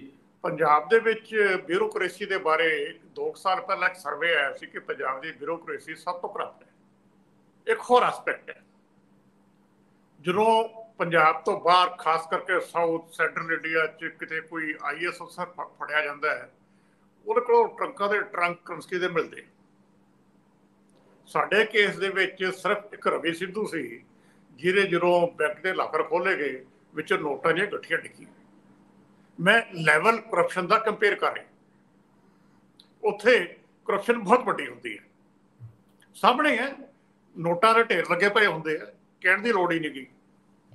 ਪੰਜਾਬ ਇੱਕ ਛੋਟੀ ਜਿਹੀ ਸਟੇਟ ਹੈ, ਸਾਡੀ ਵੀ ਇੱਕ ਖਾਸੀਅਤ ਹੈ, ਅਸੀਂ ਕੰਮ ਚੱਕ ਦਿੰਦੇ ਹਾਂ, ਰੌਲਾ ਜ਼ਿਆਦਾ ਪਾਉਂਦੇ ਹਾਂ। ਵੱਡੇ ਠੇਕੇ ਇੱਥੇ ਕਿੰਨੇ ਠੇਕਿਆਂ ਦੇ ਪੈਸੇ ਖਾਦੇ ਜਾਂਦੇ ਆ, 200 ਕਰੋੜ ਦਾ ਹੋਊ, 300 ਕਰੋੜ ਦਾ ਹੋਊ, ਕਿੰਨੇ ਪੈਸੇ ਖਾਦੇ ਜਾਣਗੇ। ਮਹਾਰਾਸ਼ਟਰ ਦੇ ਵਿੱਚ ਜਿਹੜਾ ਇੱਕ ਇੱਕ ਠੇਕਾ ਹੈ ਕਿੰਨੇ 100 ਕਰੋੜ ਦਾ ਹੁੰਦਾ ਹੈ ਤੇ ਕਿੰਨੇ ਪੈਸੇ ਖਾਦੇ ਜਾਂਦੇ ਆ।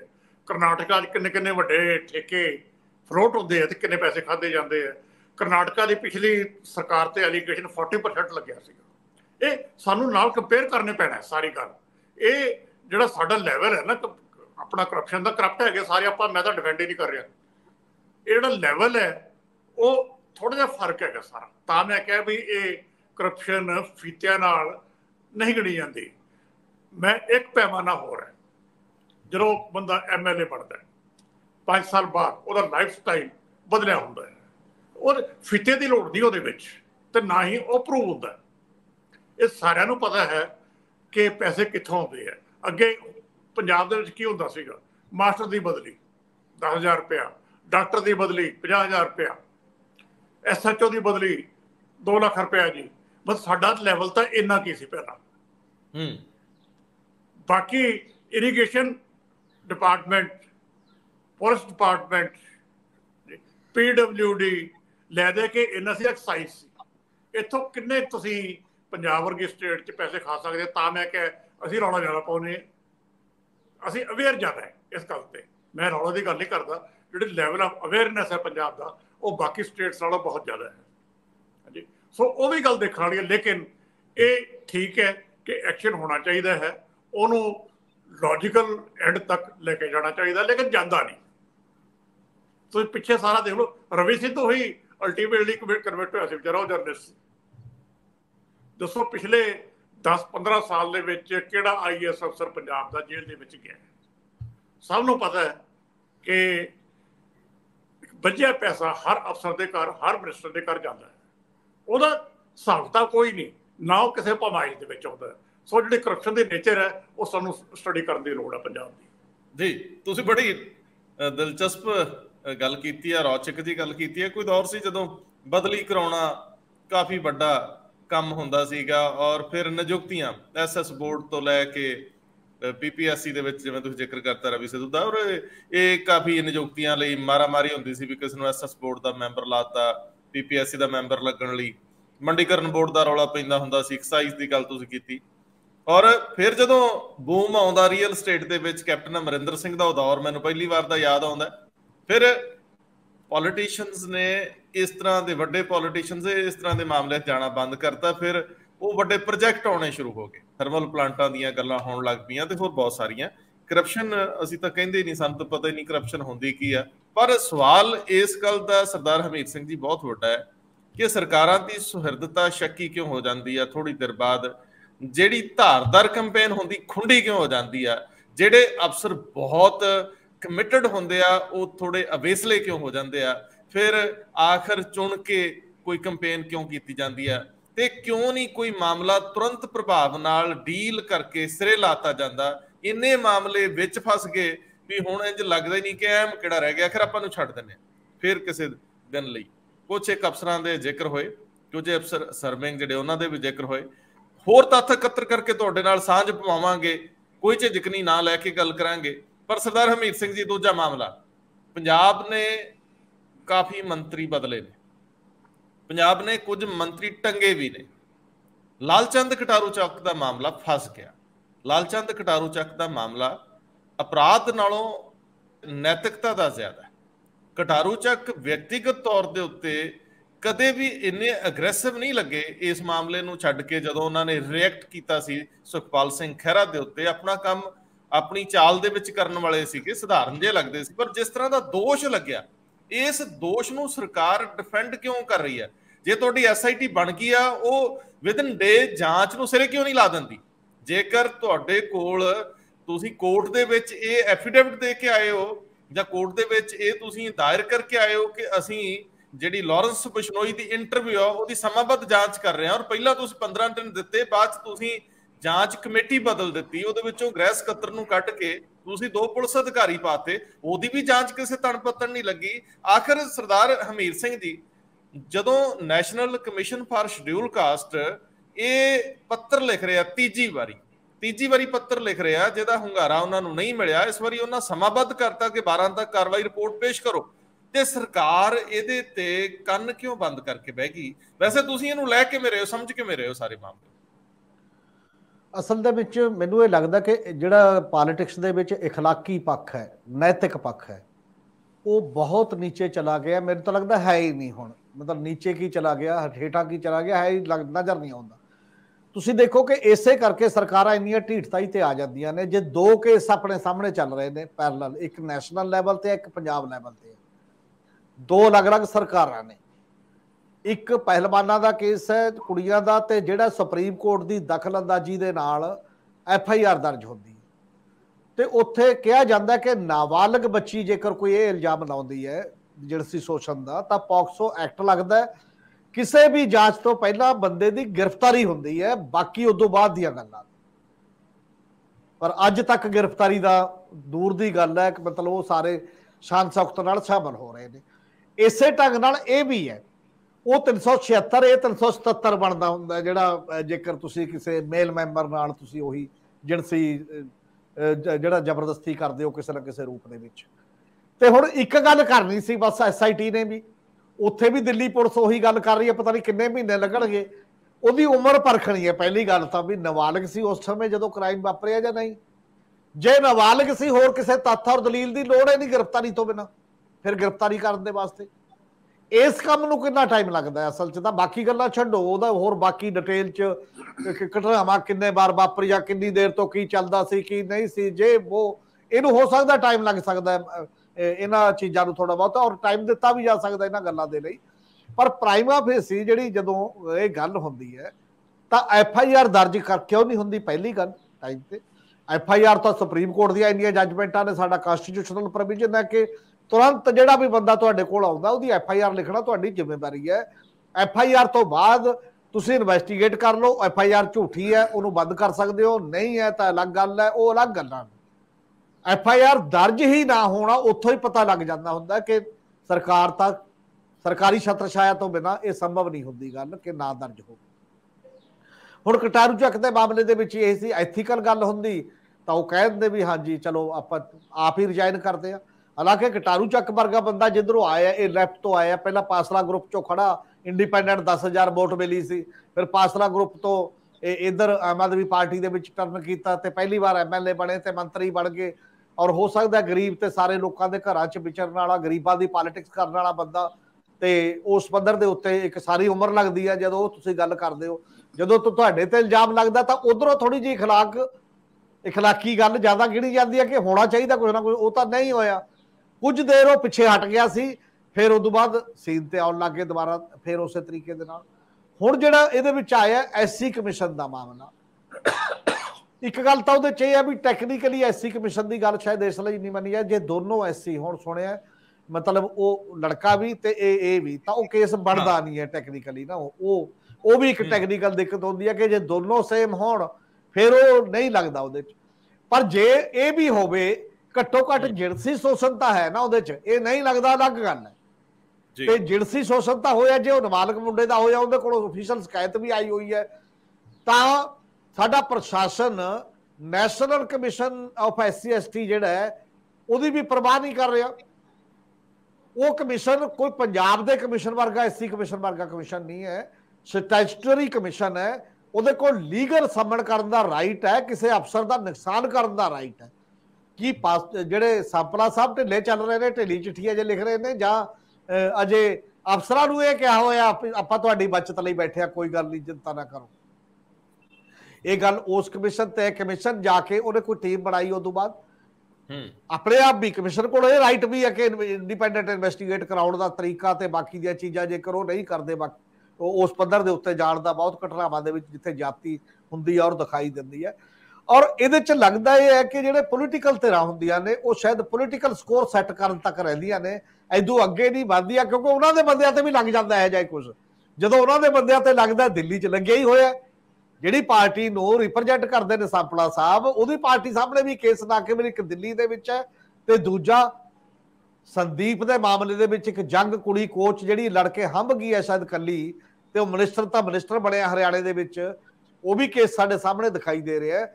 ਔਰ ਪਾਰਟੀਆਂ ਦਾ ਡਿਫਰੈਂਸ ਕੋਈ ਦਿਖਾਈ ਨਹੀਂ ਦਿੰਦਾ, ਮਤਲਬ ਲਗਭਗ ਉੱਥੇ ਨੇੜੇ ਤੇੜੇ ਤੁਸੀਂ ਖੜੇ ਦਿਖਾਈ ਦੇ ਰਹੇ ਹੋ, ਮਾੜਾ ਮੋਟਾ 19-21 ਦੇ ਫਰਕ ਨਾਲ ਕਿ ਮੈਂ ਥੋੜਾ ਜਿਹਾ ਉਦੋਂ ਬੈਟਰ ਆ, ਮੈਂ ਥੋੜਾ ਜਿਹਾ ਇਦੋਂ ਬੈਟਰ ਆ, ਇਹਦੇ ਨਾਲੋਂ ਤਾਂ ਚੰਗਾ। ਕੋਈ ਰੂਲ ਆਫ ਲਾ ਵੀ ਹੁੰਦਾ ਹੈ, ਕੋਈ ਸੁਸਾਇਟੀ ਦੇ ਨੋਰਮ ਵੀ ਹੁੰਦੇ ਨੇ ਇਖਲਾਕ ਦੇ ਵਜੋਂ। ਇਹ ਦੋਨੋਂ ਚੀਜ਼ਾਂ, ਰੂਲ ਆਫ ਲਾ ਤੇ ਸੁਸਾਇਟੀ ਦਾ ਇਖਲਾਕੀ ਮਿਆਰ, ਇਹ ਦੋਨਾਂ ਪੱਖਾਂ ਨੂੰ ਨਜ਼ਰਅੰਦਾਜ਼ ਕੀਤਾ ਜਾ ਰਿਹਾ ਹੈ ਇਸ ਮਾਮਲੇ ਦੇ ਵਿੱਚ, ਸਰਕਾਰ ਵੱਲੋਂ ਵੀ, ਆਮ ਆਦਮੀ ਪਾਰਟੀ ਵੱਲੋਂ ਵੀ, ਔਰ ਬਾਕੀ ਪਾਰਟੀਆਂ ਵੱਲੋਂ ਵੀ ਜਦੋਂ ਜਾਇਦ ਕਿਤੇ ਦਿਖਾਈ ਉਸ ਪੱਧਰ ਤੇ ਨਹੀਂ ਦਿੱਤੀ। ਗਰੀਬ ਬੰਦਾ ਕੋਈ ਕੱਲਾ ਕਿੰਨਾ ਕੁ ਐਜੀਟੇਸ਼ਨ ਕਰ ਲੇਗਾ, ਕਿਹੜਾ ਐਜੀਟੇਸ਼ਨ ਕਰਕੇ ਕੋਈ ਇਨਸਾਫ ਲੈ ਲੇਗਾ। ਇਸ ਲਈ ਇਨਸਾਫ ਦਾ ਘਰ ਦਿਨੋਂ ਦਿਨ ਦੂਰ ਹੁੰਦਾ ਜਾ ਰਿਹਾ ਹੈ, ਆਮ ਪਹਿਲਾਂ ਦੇ ਮੁਕਾਬਲੇ ਵੀ ਕਿਸੇ ਵੀ ਰੂਪ ਦੇ ਵਿੱਚ। ਸਰਦਾਰ ਜਗਤਾਰ ਸਿੰਘ ਜੀ, ਆਮ ਤੌਰ ਤੇ ਮੰਨਿਆ ਜਾਂਦਾ ਹੈ ਕਿ ਜਦੋਂ ਕਿਸੇ ਦੇ ਖਿਲਾਫ ਜਾਂਚ ਹੋ ਰਹੀ ਹੋਵੇ, ਬੰਦਾ ਪ੍ਰਭਾਵਸ਼ਾਲੀ ਹੋਵੇ ਵੀ ਮਿਨਿਸਟਰ, ਤੇ ਜਿਹੜੇ SIT ਦੇ ਮੈਂਬਰ ਹੋਣ, ਉਹ ਵੀ ਮੇਰੇ ਖਿਆਲ ਇਹਨਾਂ 2 ਜ਼ਿਲ੍ਹਿਆਂ ਦੇ SSP ਆ, ਤੇ ਉਹਨਾਂ ਦੀ ਅਗਵਾਈ ਦਿੱਤੀ ਹੋਈ ਆ DIG border range Narinder Bhargava sahib ਨੂੰ। ਬੰਦੇ ਤਾਂ ਸਾਰੇ ਹੀ ਆਪਣੇ ਆਪ ਦੇ ਵਿੱਚ ਸਮਰੱਥ ਹੋਣਗੇ, ਪਰ ਜਿਹੜਾ ਸ਼ਿਕਾਇਤ ਕਰਤਾ ਹੈ ਉਹ ਹਿਮਾਤੜ ਹੈ, ਉਹ ਹਿਮਾਤੜ ਦੀ ਕਿੰਨੀ ਕੁ ਸੁਣੀ ਜਾਊਗੀ, ਉਹਦੇ ਡਰ ਜਾਇਜ਼ ਨੇ। ਸਾਡੀ ਜਿਹੜੀ ਕਾਰਜਸ਼ੈਲੀ ਹੈ, ਜੇ ਉਹਨੂੰ ਦੇਖੀਏ ਤੇ ਮੰਤਰੀ ਦੇ ਪ੍ਰਭਾਵ ਨੂੰ ਦੇਖੀਏ, ਉਹਦੇ ਜ਼ਿਲ੍ਹੇ 'ਚ ਹੀ ਉਹ ਲੱਗੇ ਹੋਏ ਬੰਦੇ ਆਮ ਤੌਰ ਤੇ ਰੌਲੇ ਪੈਂਦੇ ਰਹੇ ਆ ਕਿ ਜ਼ਿਲ੍ਹਿਆਂ ਦੇ SSP DC ਮੰਤਰੀ ਲਵਾਉਂਦੇ ਨੇ, ਉੱਥੋਂ ਦੇ ਉਸ ਪਾਰਟੀ ਦੇ ਕਰਤਾ ਧਰਤਾ ਲਵਾਉਂਦੇ ਨੇ। ਸੋ ਇਹ ਜਾਂਚ ਅਸਾਮੀ ਜੀ ਜਾਂਚ ਲੱਗਦੀ ਆ ਮੈਨੂੰ। ਇਹਦੇ 'ਚ ਸਾਂਪਲਾ ਸਾਹਿਬ ਦਾ ਪੱਖ ਠੀਕ ਲੱਗਦਾ ਹੈ ਕਿ ਉਹ ਮੁੰਡਾ ਮੇਰੇ ਕੋਲ ਆਇਆ, ਉਹ ਕਹਿੰਦਾ ਮੈਨੂੰ ਖਤਰਾ ਹੈ, ਉਹ ਸੁਰੱਖਿਆ ਦੇਣ ਵਾਲੀ ਗੱਲ ਵੀ ਜਾਇਜ਼ ਲੱਗਦੀ ਆ ਵੀ ਜੇ ਮੈਂ ਪੁਲਿਸ ਦੇ ਸਾਹਮਣੇ ਜਾਣਾ ਹੈ, ਜਿਸ ਤਰੀਕੇ ਨਾਲ ਸਾਡਾ ਥਾਣੇਦਾਰੀ ਰੋਹਬ ਹੁੰਦਾ ਆਮ ਬੰਦੇ ਦਾ, ਤੇ ਤੁਹਾਨੂੰ ਪਤਾ ਹੀ ਆ ਵੀ ਫਿਰ ਉਹ ਕਹਿੰਦੇ ਪਜਾਮਾ ਹੀ ਗੱਲਾਂ ਹੋਣ ਵਾਲੀ ਗੱਲ ਆ। ਉਹ ਹੁਣ ਕਿੱਥੇ ਤੱਕ ਜਾ ਕੇ ਮੈਨੂੰ ਔਖਾ ਜਿਹਾ ਲੱਗ ਰਿਹਾ। ਇਹ ਸਰਕਾਰ ਕੋਈ ਬਹੁਤ ਬਿਹਤਰ ਇਸ ਲਾਈਨ ਦੇ ਉੱਤੇ ਚੱਲ ਕੇ ਕੋਈ ਬਹੁਤ ਫੰਨੇਖਾ ਸਾਬਤ ਨਹੀਂ ਹੋ ਰਹੀ, ਭਗਵੰਤ ਮਾਨ ਦਾ ਦਾਗਦਾਰ ਹੋ ਰਿਹਾ। ਜਾਂਚ ਤੁਸੀਂ ਜਾਂਚ ਕਰਾਓ, ਜੇ ਕਿਸੇ ਨੂੰ ਕਲੀਨ ਚਿੱਟ ਦੇਣੀ ਦੇ ਦਿਓ, ਕੋਈ ਸਮਝੌਤਾ ਕਰਾਉਣਾ ਕਰਾ ਦਿਓ, ਜੇ ਤੁਸੀਂ ਰੌਲੇ ਮਕਾਉਣੇ ਮੁਕਾ ਦਿਓ। ਇਹ ਧੂੜ ਦੇ ਵਿੱਚ ਟੱਟੂ ਭਜਾਈ ਫਿਰਨੇ ਆ ਜਿਹੜਾ ਸਾਰੇ, ਉਹ ਤਾਂ ਬੰਦ ਹੋਵੇ। 2 ਪਾਰਟੀਆਂ ਨੈਸ਼ਨਲ ਲੈਵਲ ਤੇ ਆਪਣੇ ਆਪ ਨੂੰ ਨੈਤਿਕਵਾਦੀ ਕਲੇਮ ਕਰਦੀਆਂ। BJP ਤਾਂ ਸੰਸਕਾਰੀ ਵੀ ਕਹਿੰਦੀ ਆਪਣੇ ਆਪ ਨੂੰ, ਬੇਟੀ ਪੜਾਓ ਬੇਟੀ ਬਚਾਓ ਨਾਰਾ ਤਾਂ ਉਹਨਾਂ ਦਾ ਹੈ, ਲੇਕਿਨ ਪ੍ਰੈਕਟਿਸ ਸਭ ਦੇ ਸਾਹਮਣੇ ਹੈ। ਹਮੀਰ ਹੋਰਾਂ ਨੇ ਗੱਲ ਕੀਤੀ ਹੈ ਹਰਿਆਣੇ ਦੇ ਮਿਨਿਸਟਰ ਦੀ, ਸੰਦੀਪ ਸਿੰਘ ਦੀ। ਦਿੱਲੀ ਦੇ ਵਿੱਚ ਰੈਸਲਰ ਕੁੜੀਆਂ ਲਗਾਤਾਰ ਪ੍ਰੋਟੈਸਟ ਕਰ ਰਹੀਆਂ, ਕਿਸੇ ਦੀ ਕੋਈ ਸੁਣਵਾਈ ਨਹੀਂ। ਹੋਮ ਮਿਨਿਸਟਰ ਤੱਕ ਜਾ ਕੇ ਮਿਲਾਏ ਸਾਰੇ ਕਿ ਇਨਸਾਫ ਇਹਨਾਂ ਲੋਕਾਂ ਨੂੰ ਮਿਲ ਸਕਦਾ ਹੈ, ਕਿ ਸਾਡਾ ਸਿਸਟਮ ਇੰਨਾ ਕਮਜ਼ੋਰ ਹੋ ਚੁੱਕਿਆ ਹੈ ਕਿ ਅਸੀਂ ਬੱਚਿਆਂ ਨੂੰ ਇਨਸਾਫ ਡਿਲੀਵਰ ਨਹੀਂ ਕਰਾ ਸਕਦੇ। ਉਹੀ ਗੱਲ ਹੁਣ ਇੱਥੇ ਇੱਕ ਗਰੀਬ ਬੱਚੇ ਦੀ ਪੰਜਾਬ ਦੇ ਵਿੱਚ ਕਟਾਰੂ ਚੱਕ ਦੇ ਮਾਮਲੇ ਦੇ ਵਿੱਚ, ਇੱਕ ਗਰੀਬ ਪਰਿਵਾਰ ਦੇ ਵਿੱਚੋਂ ਇੱਕ ਟੀਨਏਜਰ, ਮੈਂ ਜਿਹੜਾ ਲਫ਼ਜ਼ ਮੈਂ ਵਰਤਿਆ ਜਾ ਸਕਦਾ ਹੈ, 17 ਸਾਲ ਤੋਂ 18 ਸਾਲ ਤੋਂ ਘੱਟ ਜਿਹੜਾ ਬੱਚਾ, ਤੇ ਉਹਦੀ ਸ਼ਿਕਾਇਤ ਹੈ। ਹੁਣ ਉਮਰ ਜੋ ਮਰਜੀ ਹੋਵੇ, ਉਸ ਵੇਲੇ ਦੀ ਸ਼ਿਕਾਇਤ ਹੈ। ਗੱਲ ਹੁਣ ਕਾਨੂੰਨ ਦੀ ਇਹਦੇ ਵਿੱਚ ਨਹੀਂ ਹੈ। ਮੇਰੇ ਖਿਆਲ ਦੇ ਵਿੱਚ ਪਹਿਲੇ ਦਿਨ ਹੀ ਇਹ ਰੈਜ਼ਿਗਨੇਸ਼ਨ ਲੈ ਕੇ ਇਸ ਮੰਤਰੀ ਦਾ, ਉਸ ਤੋਂ ਬਾਅਦ ਜਾਂਚ ਕਰਾਉਣੀ ਚਾਹੀਦੀ ਸੀਗੀ। ਅੱਜ ਜਿਹੜੀਆਂ ਸੋਕਲ SIT ਬਣਦੀ ਹੈ ਨਾ, ਹੁਣ ਇਹ ਵੀ ਮਿੱਥ ਹੈ ਬਈ SIT ਬਣਾਦੇ ਜੀ ਇਹ ਇਨਸਾਫ ਮਿਲ ਜੂਗਾ। ਪਿਛਲੇ 5 ਸਾਲ 'ਚ ਕਿੰਨੀਆਂ SITs ਬਣੀਆਂ ਤੇ ਉਹਨਾਂ ਦੀ ਆਊਟਕਮ ਕੀ ਹੋਈ ਜੀ, ਜੇ ਰਿਕਾਰਡ ਲਓ ਤੇ ਗੱਲ ਸਾਹਮਣੇ ਆ ਜਾਏਗੀ ਕਿ ਇੱਕ ਹੁਣ ਜਿਵੇਂ ਡਾਇਵਰਸ਼ਨ ਹੋ ਗਈ ਨਾ, ਬਈ SIT ਬਣਾ ਦਿਓ ਜੀ, ਮਿੱਟੀ ਪੈ ਗਈ ਕੇਸ ਤੇ, ਚੱਲੀ ਇਨਵੈਸਟੀਗੇਸ਼ਨ ਹੋ ਹੀ ਜਾਏਗੀ, ਫਾਈਲਾਂ ਪਈਆਂ, ਕਿਸੇ ਨੇ ਬਹਾਦਰ ਹੀ ਨਹੀਂ ਕਰਨਾ। ਇੱਥੇ ਵੀ ਹੁਣ SIT ਬਣੀ ਹੋਈ ਹੈ, ਬਹਾਦਰ ਕੋਈ ਨਹੀਂ ਕਰਦਾ। ਇੱਕ ਐਸਪੈਕਟ ਹੋਰ ਹੈ ਜੀ, ਸਾਡੀ ਅਪੋਜੀਸ਼ਨ ਹੈ ਜਿਹੜੀ, ਇਹਨਾਂ ਦੇ ਵੀ ਗੋਡਿਆਂ 'ਚ ਇੰਨਾ ਪਾਣੀ ਪਿਆ ਹੋਇਆ ਹੈ ਕਿ ਇਹ ਇੰਨੀ ਹਿੰਮਤ ਇਹਨਾਂ 'ਚ ਹੈ ਨਹੀਂ ਕਿ ਸਰਕਾਰ ਨੂੰ ਇਹ ਪ੍ਰੈਸ਼ਰਾਈਜ਼ ਕਰ ਲੈਣ, ਇਹ ਸੜਕਾਂ ਤੇ ਉਤਰੇ ਆਉਣ। ਪੰਜਾਬ 'ਚ ਕਿਹੜਾ ਸੈਕਸ਼ਨ ਇਸ ਵੇਲੇ ਸੜਕਾਂ ਤੇ ਉਤਰਦਾ ਹੈ? ਸਿਆਸੀ ਨਹੀਂ ਹੈ, ਦੁਖਾਂ ਤੇ ਹੈ, ਵੋਟਾਂ ਇਹਨਾਂ ਨੇ ਲੈਣੀਆਂ। ਇਹ ਸੜਕਾਂ ਤੇ ਨਹੀਂ ਉਤਰਦੇ, ਹੁਣ ਆਪਦੇ ਡਰਾਇੰਗ ਰੂਮਾਂ 'ਚ ਬਹਿ ਕੇ ਸਟੇਟਮੈਂਟਾਂ ਇਸ਼ੂ ਕਰਦੇ ਆ, ਇਸ ਤੋਂ ਬਾਅਦ ਕੁਛ ਨਹੀਂ। ਸੜਕਾਂ ਤੇ ਕਿਸਾਨ ਉਤਰਦਾ, ਮਜ਼ਦੂਰ ਉਤਰਦਾ ਪੰਜਾਬ ਦਾ, ਉਹ ਮੋਬਿਲਾਈਜ਼ ਹੋਇਆ ਪਿਆ, ਉਹਨਾਂ ਨੂੰ ਫਿਰ ਐਕਸਪਲੋਇਟ ਕਰਦੇ ਵੋਟਾਂ ਵਾਸਤੇ। ਜੇ ਉਹ ਉਤਰ ਸਕਦੇ ਆ, ਇਹ ਸਿਆਸੀ ਪਾਰਟੀਆਂ ਗ੍ਰਾਸ ਰੂਟ ਤੇ ਆ ਕੇ ਕਿਉਂ ਇਹ ਪ੍ਰੋਟੈਸਟ ਲਾਂਚ ਨਹੀਂ ਕਰਦੀਆਂ, ਤਾਂ ਕਿ ਸਰਕਾਰ ਤੇ ਪ੍ਰੈਸ਼ਰ ਪਵੇ ਕਿ ਕਟਾਰੂ ਚੱਕ ਦਾ ਅਸਤੀਫਾ ਲਿਆ ਜਾਵੇ ਜਾਂ ਉਹਨੂੰ ਸੈਕ ਕੀਤਾ ਜਾਵੇ। ਇਹੀ ਗੱਲ ਮੈਂ ਦਿੱਲੀ ਬਾਰੇ ਗੱਲ ਕਰਦਾ ਤੇ ਔਰ ਇਹੀ ਮੈਂ ਹਰਿਆਣੇ ਬਾਰੇ ਗੱਲ ਕਰਦਾ। ਇਹ ਇੰਜ ਲੱਗਦਾ ਹੈ ਕਿ ਸਰਕਾਰ ਨੂੰ ਕਿਸੇ ਨਾ ਕਿਸੇ ਮੌਕੇ ਤੇ, ਹੋ ਸਕਦਾ 1 ਦਿਨ 2 ਦਿਨ 4 ਦਿਨ, ਕਟਾਰੂ ਚੱਕ ਨੂੰ ਬਾਜ਼ਾਰ ਚੋਂ ਬਾਹਰ ਕਰਨਾ ਹੀ ਪਏਗਾ। ਅਦਰਵਾਈਜ਼ ਇਹ ਜਿਹੜੇ ਦਾਅਵੇ ਨੇ ਇਹ ਖੋਖਲੇ ਸਾਬਤ ਹੋਣਗੇ। ਇਹ ਦਾਅਵੇ ਨੈਸ਼ਨਲ ਲੈਵਲ ਤੇ ਔਰ ਸਟੇਟ ਦੇ ਪੱਧਰ ਦੇ ਉੱਤੇ ਔਖੇ ਹੋ ਜਾਣਗੇ ਔਰ ਬਹੁਤ ਦੇਰ ਤੱਕ ਆਪਣੇ ਆਪ ਨੂੰ ਪਾਕ ਸਾਫ਼ ਦਿਖਾਈ ਜਾਣਾ ਸੰਭਵ ਨਹੀਂ ਹੁੰਦਾ। ਹਮੀਰ ਸਿੰਘ ਜੀ, ਸਿਆਸਤਾਂ ਦੇ ਵਿੱਚ ਇੱਕ ਸਿਆਸਤ ਹੁੰਦੀ ਹੈ ਸੱਤਾ ਦੀ, ਇੱਕ ਸਿਆਸਤ ਸੱਤਾ ਤੋਂ ਬਾਹਰ ਦੀ ਹੁੰਦੀ, ਪਾਰਟੀਆਂ ਦੀ ਸਿਆਸਤ। ਪਾਰਟੀਆਂ ਦੀ ਸਿਆਸਤ ਦੀ ਅੰਦਰਲੀ ਚੋਣ ਵੈਸੇ ਪੰਜਾਬ 'ਚ ਤਾਂ ਨਿਰਧਾਰਿਤ ਹੀ ਹੈ। ਰਾਹੁਲ ਗਾਂਧੀ ਨੇ ਸ਼ੁਰੂ ਕਰਾਈ ਯੂਥ ਕਾਂਗਰਸ ਦੀ ਕੁਝ ਸਾਲ ਪਹਿਲਾਂ। ਮੇਰੇ ਖਿਆਲ ਪਹਿਲੀ ਵਾਰੀ ਰਵਨੀਤ ਬਿੱਟੂ, ਪਹਿਲੀ ਵਾਰੀ ਰਾਜਾ ਵੜਿੰਗ ਜਾਂ ਰਵਨੀਤ ਬਿੱਟੂ ਵੀ ਚੁਣ ਕੇ ਆਏ ਸੀ ਕਿ ਜੀ ਇਹ ਥੋੜਾ ਤੁਸੀਂ ਕਲੀਅਰ ਕਰ ਦਿਓ। ਤੇ ਜਿਹੜੀ ਕਾਂਗਰਸ ਦੀ, ਯੂਥ ਕਾਂਗਰਸ ਦੀ ਹੁਣ ਚੋਣ ਹੋਈ ਆ, ਇਹਦੇ ਸੰਬੰਧੀ ਕੁਝ ਕੰਪਲੇਂਟਸ ਨੇ, ਕੁਝ ਸ਼ਿਕਾਇਤਾਂ ਤੁਹਾਡੇ ਕੋਲ ਪਈਆਂ ਹੋਈਆਂ ਨੇ ਰਿਟਨ ਰੂਪ ਦੇ ਵਿੱਚ। ਆਖਰੀ ਮਾਜਰਾ ਕੀ ਆ? ਕੋਈ ਥੋੜੇ ਦਿਨਾਂ ਤੱਕ ਤਾਂ ਸ਼ਾਇਦ ਨਤੀਜਾ ਵੀ ਆਉਣ ਵਾਲਾ ਹੈ ਔਰ ਨਤੀਜਾ ਕਾਫੀ ਉਸੇ ਦਿਸ਼ਾ ਨੂੰ ਜਾਣ ਵਾਲਾ ਜਿਨ੍ਹਾਂ ਲੋਕਾਂ ਨੂੰ ਇਲਜ਼ਾਮਾਂ ਦੇ ਘੇਰੇ 'ਚ ਰੱਖਿਆ ਗਿਆ। ਸੋ ਗੱਲ ਨੂੰ ਤੋਰਿਓ ਜ਼ਰਾ ਕਿ ਜਿਨ੍ਹਾਂ ਨੇ ਅੱਗੇ ਜਾ ਕੇ ਵੱਡੇ ਆਦਰਸ਼ ਸਿਰਜਣੇ ਆ, ਜਿਨ੍ਹਾਂ ਨੇ ਲੀਡ ਕਰਨਾ, ਸੋ ਕਾਲਡ ਮੈਂ ਤਾਂ ਲੀਡਰ ਕਹੂੰਗਾ, ਜਿਨ੍ਹਾਂ ਨੇ ਅੱਗੇ ਜਾ ਕੇ ਸੁਸਾਇਟੀ ਨੂੰ ਅਗਵਾਈ ਦੇਣੀ ਆ, ਇਸ ਸਿਸਟਮ ਨੂੰ ਵਿਉਂਤਣਾ ਹੈ, ਇਸ ਸਿਸਟਮ ਨੂੰ ਚੰਗੇ ਤਰੀਕੇ ਨਾਲ ਦਿਸ਼ਾ ਦੇਣ ਦਾ ਦਾਅਵਾ ਕਰਨਾ ਹੈ, ਉਹ ਆਪਣੀ ਬੁਨਿਆਦ ਤੇ ਜੜ੍ਹਾਂ ਦੇ ਵਿੱਚ ਹੀ ਇਸ ਤਰ੍ਹਾਂ ਦੇ ਇਲਜ਼ਾਮਾਂ ਨਾਲ ਤੁਰਨਗੇ। ਕਿਵੇਂ ਚੱਲੂਗਾ ਮਾਮਲਾ? ਦਰਅਸਲ ਸਮਝਾ ਦਿਓ। ਅਸਲ ਦੇ ਵਿੱਚ ਇੱਕ ਨਵਾਂ ਫਾਰਮੂਲਾ ਲੱਭਿਆ ਸਾਡੀਆਂ ਪਾਰਟੀਆਂ ਨੇ ਕਿ ਮਿਸ ਕਾਲ ਮਾਰੋ, ਸਾਡੇ ਮੈਂਬਰ ਬਣ ਜਾਓ। ਇਹ ਹਰ ਪਾਰਟੀ ਨੇ ਕੀਤਾ ਪੰਜਾਬ 'ਚ, ਔਰ ਨਾ ਉਹ ਬੰਦੇ ਨੂੰ ਪਤਾ ਉਹਦੇ ਕੋਲ ਕੋਈ ਰਿਕਾਰਡ ਹੈ, ਨਾ ਮੁੜ ਕੇ ਪਾਰਟੀ ਕੋਲ ਕੋਈ ਰਿਕਾਰਡ ਹੈ, ਨਾ ਕਿਸੇ ਕੋਲ ਕੌਣ ਕਿਹਦਾ ਮੈਂਬਰ ਹੈ। ਅੱਗੇ ਹੁੰਦਾ ਨਾ ਪਰਚੀ ਤੇ ਮੈਂਬਰਸ਼ਿਪ ਕੱਢਦੇ ਸੀ ਤੇ ਪਰਚੀ ਬੰਦੇ ਕੋਲ ਵੀ ਹੁੰਦੀ ਸੀ, ਰਿਕਾਰਡ ਪੂਰਾ ਇੱਕ ਦੂਜੇ ਕੋਲ ਹੁੰਦਾ ਸੀ ਕੌਣ ਮੈਂਬਰ ਹੈ ਕੌਣ ਨਹੀਂ ਹੈ, ਹੇਠਾਂ ਤੋਂ ਲੈ ਕੇ ਉੱਪਰ ਤੱਕ।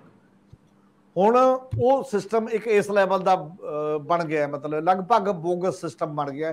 ਕਿਹੜਾ ਕਿਹਦਾ ਮੈਂਬਰ ਹੈ ਉਹ ਕੋਈ ਬਹੁਤ ਜ਼ਿਆਦਾ ਨਹੀਂ। ਹਾਂ, ਲੀਡਰ ਨੂੰ ਟਾਈਪ ਦੇ ਹੁੰਦੇ ਨੇ ਬੰਦੇ, ਉਹਨਾਂ ਨੂੰ ਕਹਿੰਦੇ ਨੇ ਅਸੀਂ 6 ਸਾਲ ਦੀ ਕੱਢਤਾ ਜਾਂ ਨਹੀਂ। ਪਰ ਜਿਹੜਾ ਇੰਟਰਨਲ ਚੋਣਾਂ ਦਾ ਕੁਐਸਚਨ ਹੈ ਵੱਡੀਆਂ ਪਾਰਟੀਆਂ 'ਚ ਤਾਂ ਉਹ ਬੰਦ ਟਾਈਪ ਹੈ, ਨੋਮੀਨੇਸ਼ਨਾਂ ਨੇ ਲਗਭਗ ਜ਼ਿਆਦਾਤਰ, ਤੇ ਨੋਮੀਨੇਟ ਹੋ ਜਾਂਦੇ ਨੇ ਪ੍ਰਧਾਨ ਸੈਕਟਰੀ ਜਾਂ ਵੱਡੇ ਪ੍ਰਧਾਨ ਨੂੰ ਦੇ ਦਿੰਦੇ ਨੇ ਸਾਰੇ ਰਾਈਟ ਕਿ ਤੁਸੀਂ ਨੋਮੀਨੇਟ ਕਰ ਦਿਓ। ਇਹ ਰਾਹੁਲ ਗਾਂਧੀ ਨੇ ਆਪਣੀਆਂ 2 ਜਥੇਬੰਦੀਆਂ NSUI ਔਰ ਯੂਥ ਕਾਂਗਰਸ ਦੇ ਵਿੱਚ ਸ਼ੁਰੂ ਕੀਤਾ ਸੀ ਪਹਿਲੀ ਵਾਰ। ਬਿਲਕੁਲ ਤੁਸੀਂ ਕਿਹਾ ਰਵਨੀਤ ਬਿੱਟੂ ਆਏ, ਰਾਜਾ ਵੜਿੰਗ ਜਨ ਸੈਕਟਰੀ ਬਣਿਆ ਸੀ ਉਦੋਂ ਬਾਅਦ ਫਿਰ ਆਲ ਇੰਡੀਆ ਯੂਥ ਕਾਂਗਰਸ ਦਾ ਪ੍ਰੈਜ਼ੀਡੈਂਟ ਵੀ ਇਹਨੂੰ ਬਣਾਇਆ ਗਿਆ ਬਾਅਦ ਦੇ ਵਿੱਚ। ਉਹ ਇੱਕ ਅਲੱਗ ਹੈ, ਪਰ ਬੜੀ ਹੀ ਇੱਕ ਹਾਸੋਹੀਣ ਜਿਹਾ ਕੰਮ ਹੋ ਰਿਹਾ ਹੈ। ਯੂਥ ਕਾਂਗਰਸ ਦੀ ਪੰਜਾਬ ਦੀ ਚੋਣ ਹੋਈ ਹੈ, ਮੈਨੂੰ ਨਹੀਂ ਲੱਗਦਾ ਕਿ ਲੋਕਾਂ ਨੂੰ ਕੋਈ ਬਾਹਲਾ ਪਤਾ ਲੱਗਿਆ ਕਿੱਥੇ ਹੋ ਗਈ ਉਹ ਚੋਣ, ਕਿਤੇ ਰੌਲਾ ਪਿਆ ਹੋਵੇ, ਇੰਨੇ ਨੌਜਵਾਨ ਤੁਰ ਕੇ ਲਾਈਨਾਂ 'ਚ ਖੜ ਕੇ ਵੋਟ ਕਰ ਰਹੇ ਹੋਣ। ਤੇ ਇਹ ਚੋਣ ਕਿੱਥੋਂ ਚੱਲਦੀ ਰਹੀ?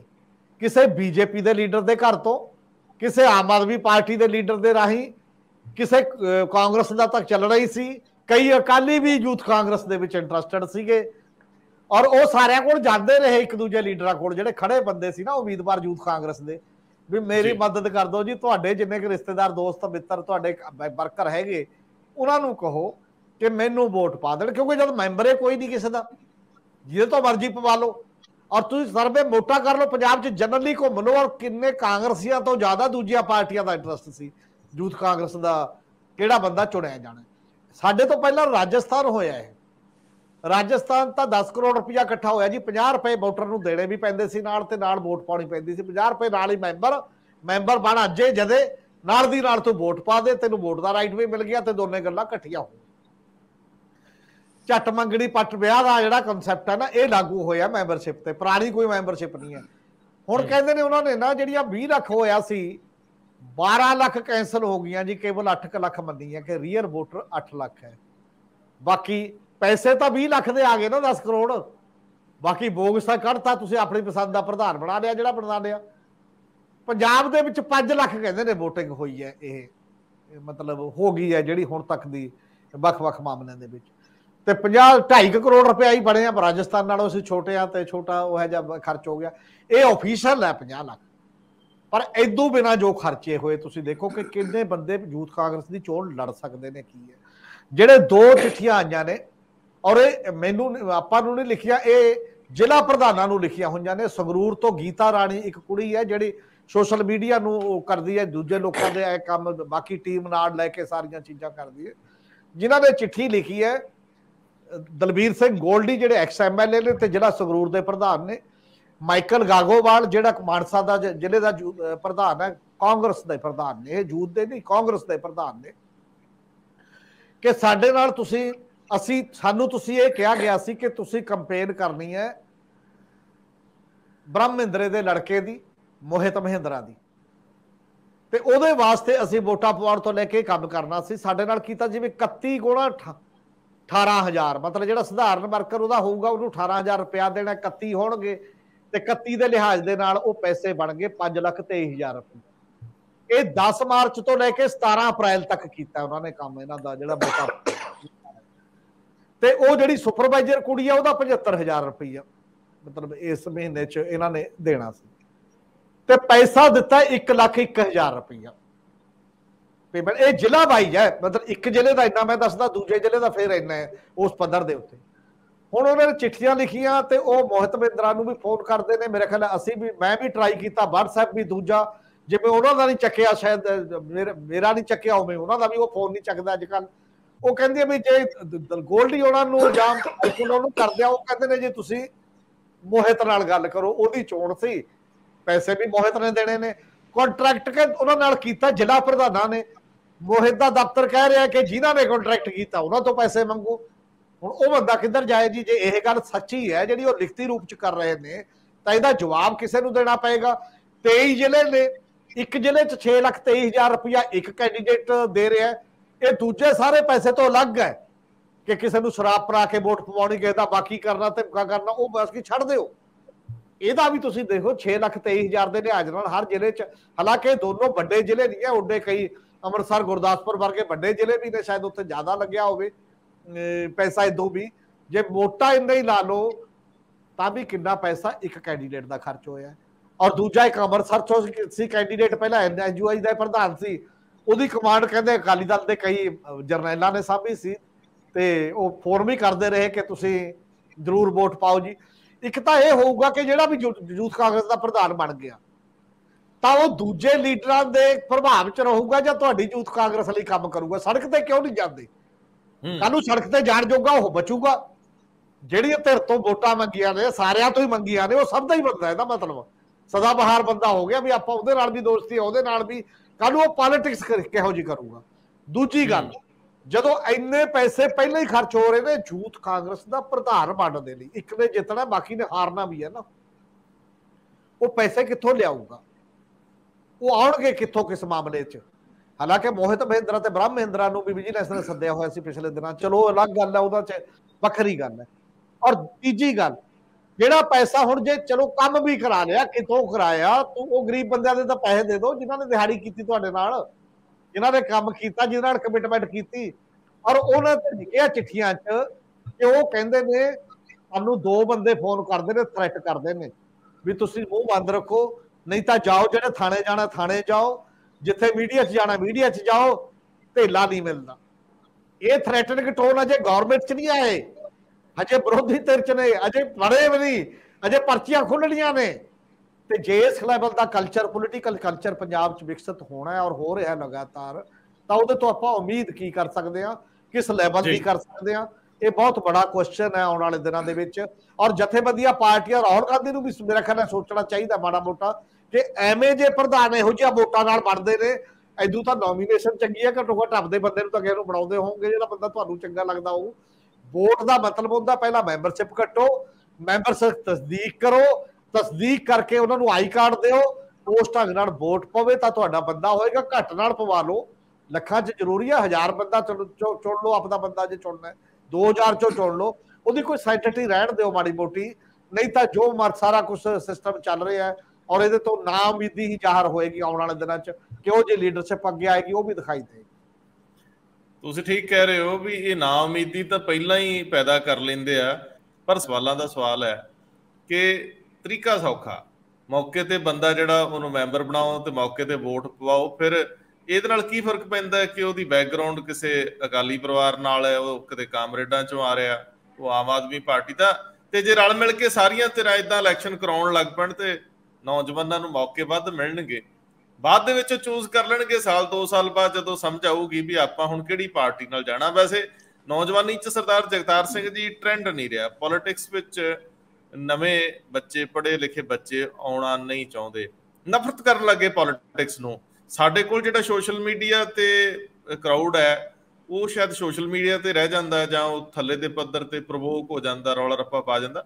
ਲੀਡਰਸ਼ਿਪ ਦੇ ਨਜ਼ਰੀਏ ਤੋਂ ਨਵੇਂ ਬੱਚੇ, ਸਿਆਣੇ ਬੱਚੇ, ਸੰਜੀਦਾ ਬੱਚੇ ਇਸ ਧੰਦੇ ਨੂੰ, ਹੁਣ ਮੈਂ ਧੰਦਾ ਮਾਫੀ ਮੰਗ ਕੇ ਸ਼ਬਦ ਵਰਤ ਰਿਹਾ, ਇਹਨੂੰ ਚੰਗਾ ਨਹੀਂ ਮੰਨਦੇ, ਇਸ ਪ੍ਰੋਫੈਸ਼ਨ 'ਚ ਨਹੀਂ ਆਉਣਾ ਚਾਹੁੰਦੇ। ਉਹ ਕੈਰੀਅਰ ਕਿਤੇ ਹੋਰ ਵੇਖ ਰਹੇ ਆ, ਉਹ ਸੌਖੀ ਜ਼ਿੰਦਗੀ ਨਹੀਂ, ਉਹ ਹਾਰਡ ਵਰਕ ਤਾਂ ਕਰਨਾ ਚਾਹੁੰਦੇ ਆ, ਪਰ ਉਹ ਚਾਹੁੰਦੇ ਆ ਕਿ ਅਸੀਂ ਤਣਾਅ ਮੁਕਤ ਰਹੀਏ। ਔਰ ਜਿੱਦਾਂ ਦੇ ਹਾਲਾਤ ਨੇ ਉਹਦੇ ਵਿੱਚ ਮੈਨੂੰ ਲੱਗਦਾ ਆਉਂਦੇ ਸਮੇਂ 'ਚ ਲੀਡਰਸ਼ਿਪ ਕ੍ਰਾਈਸਿਸ ਵੱਡਾ ਹੋਊਗਾ, ਲੋਕਾਂ ਨੇ ਇਸ ਪ੍ਰੋਫੈਸ਼ਨ 'ਚ ਆਉਣਾ ਬੰਦ ਕਰ ਦੇਣਾ ਜੀ।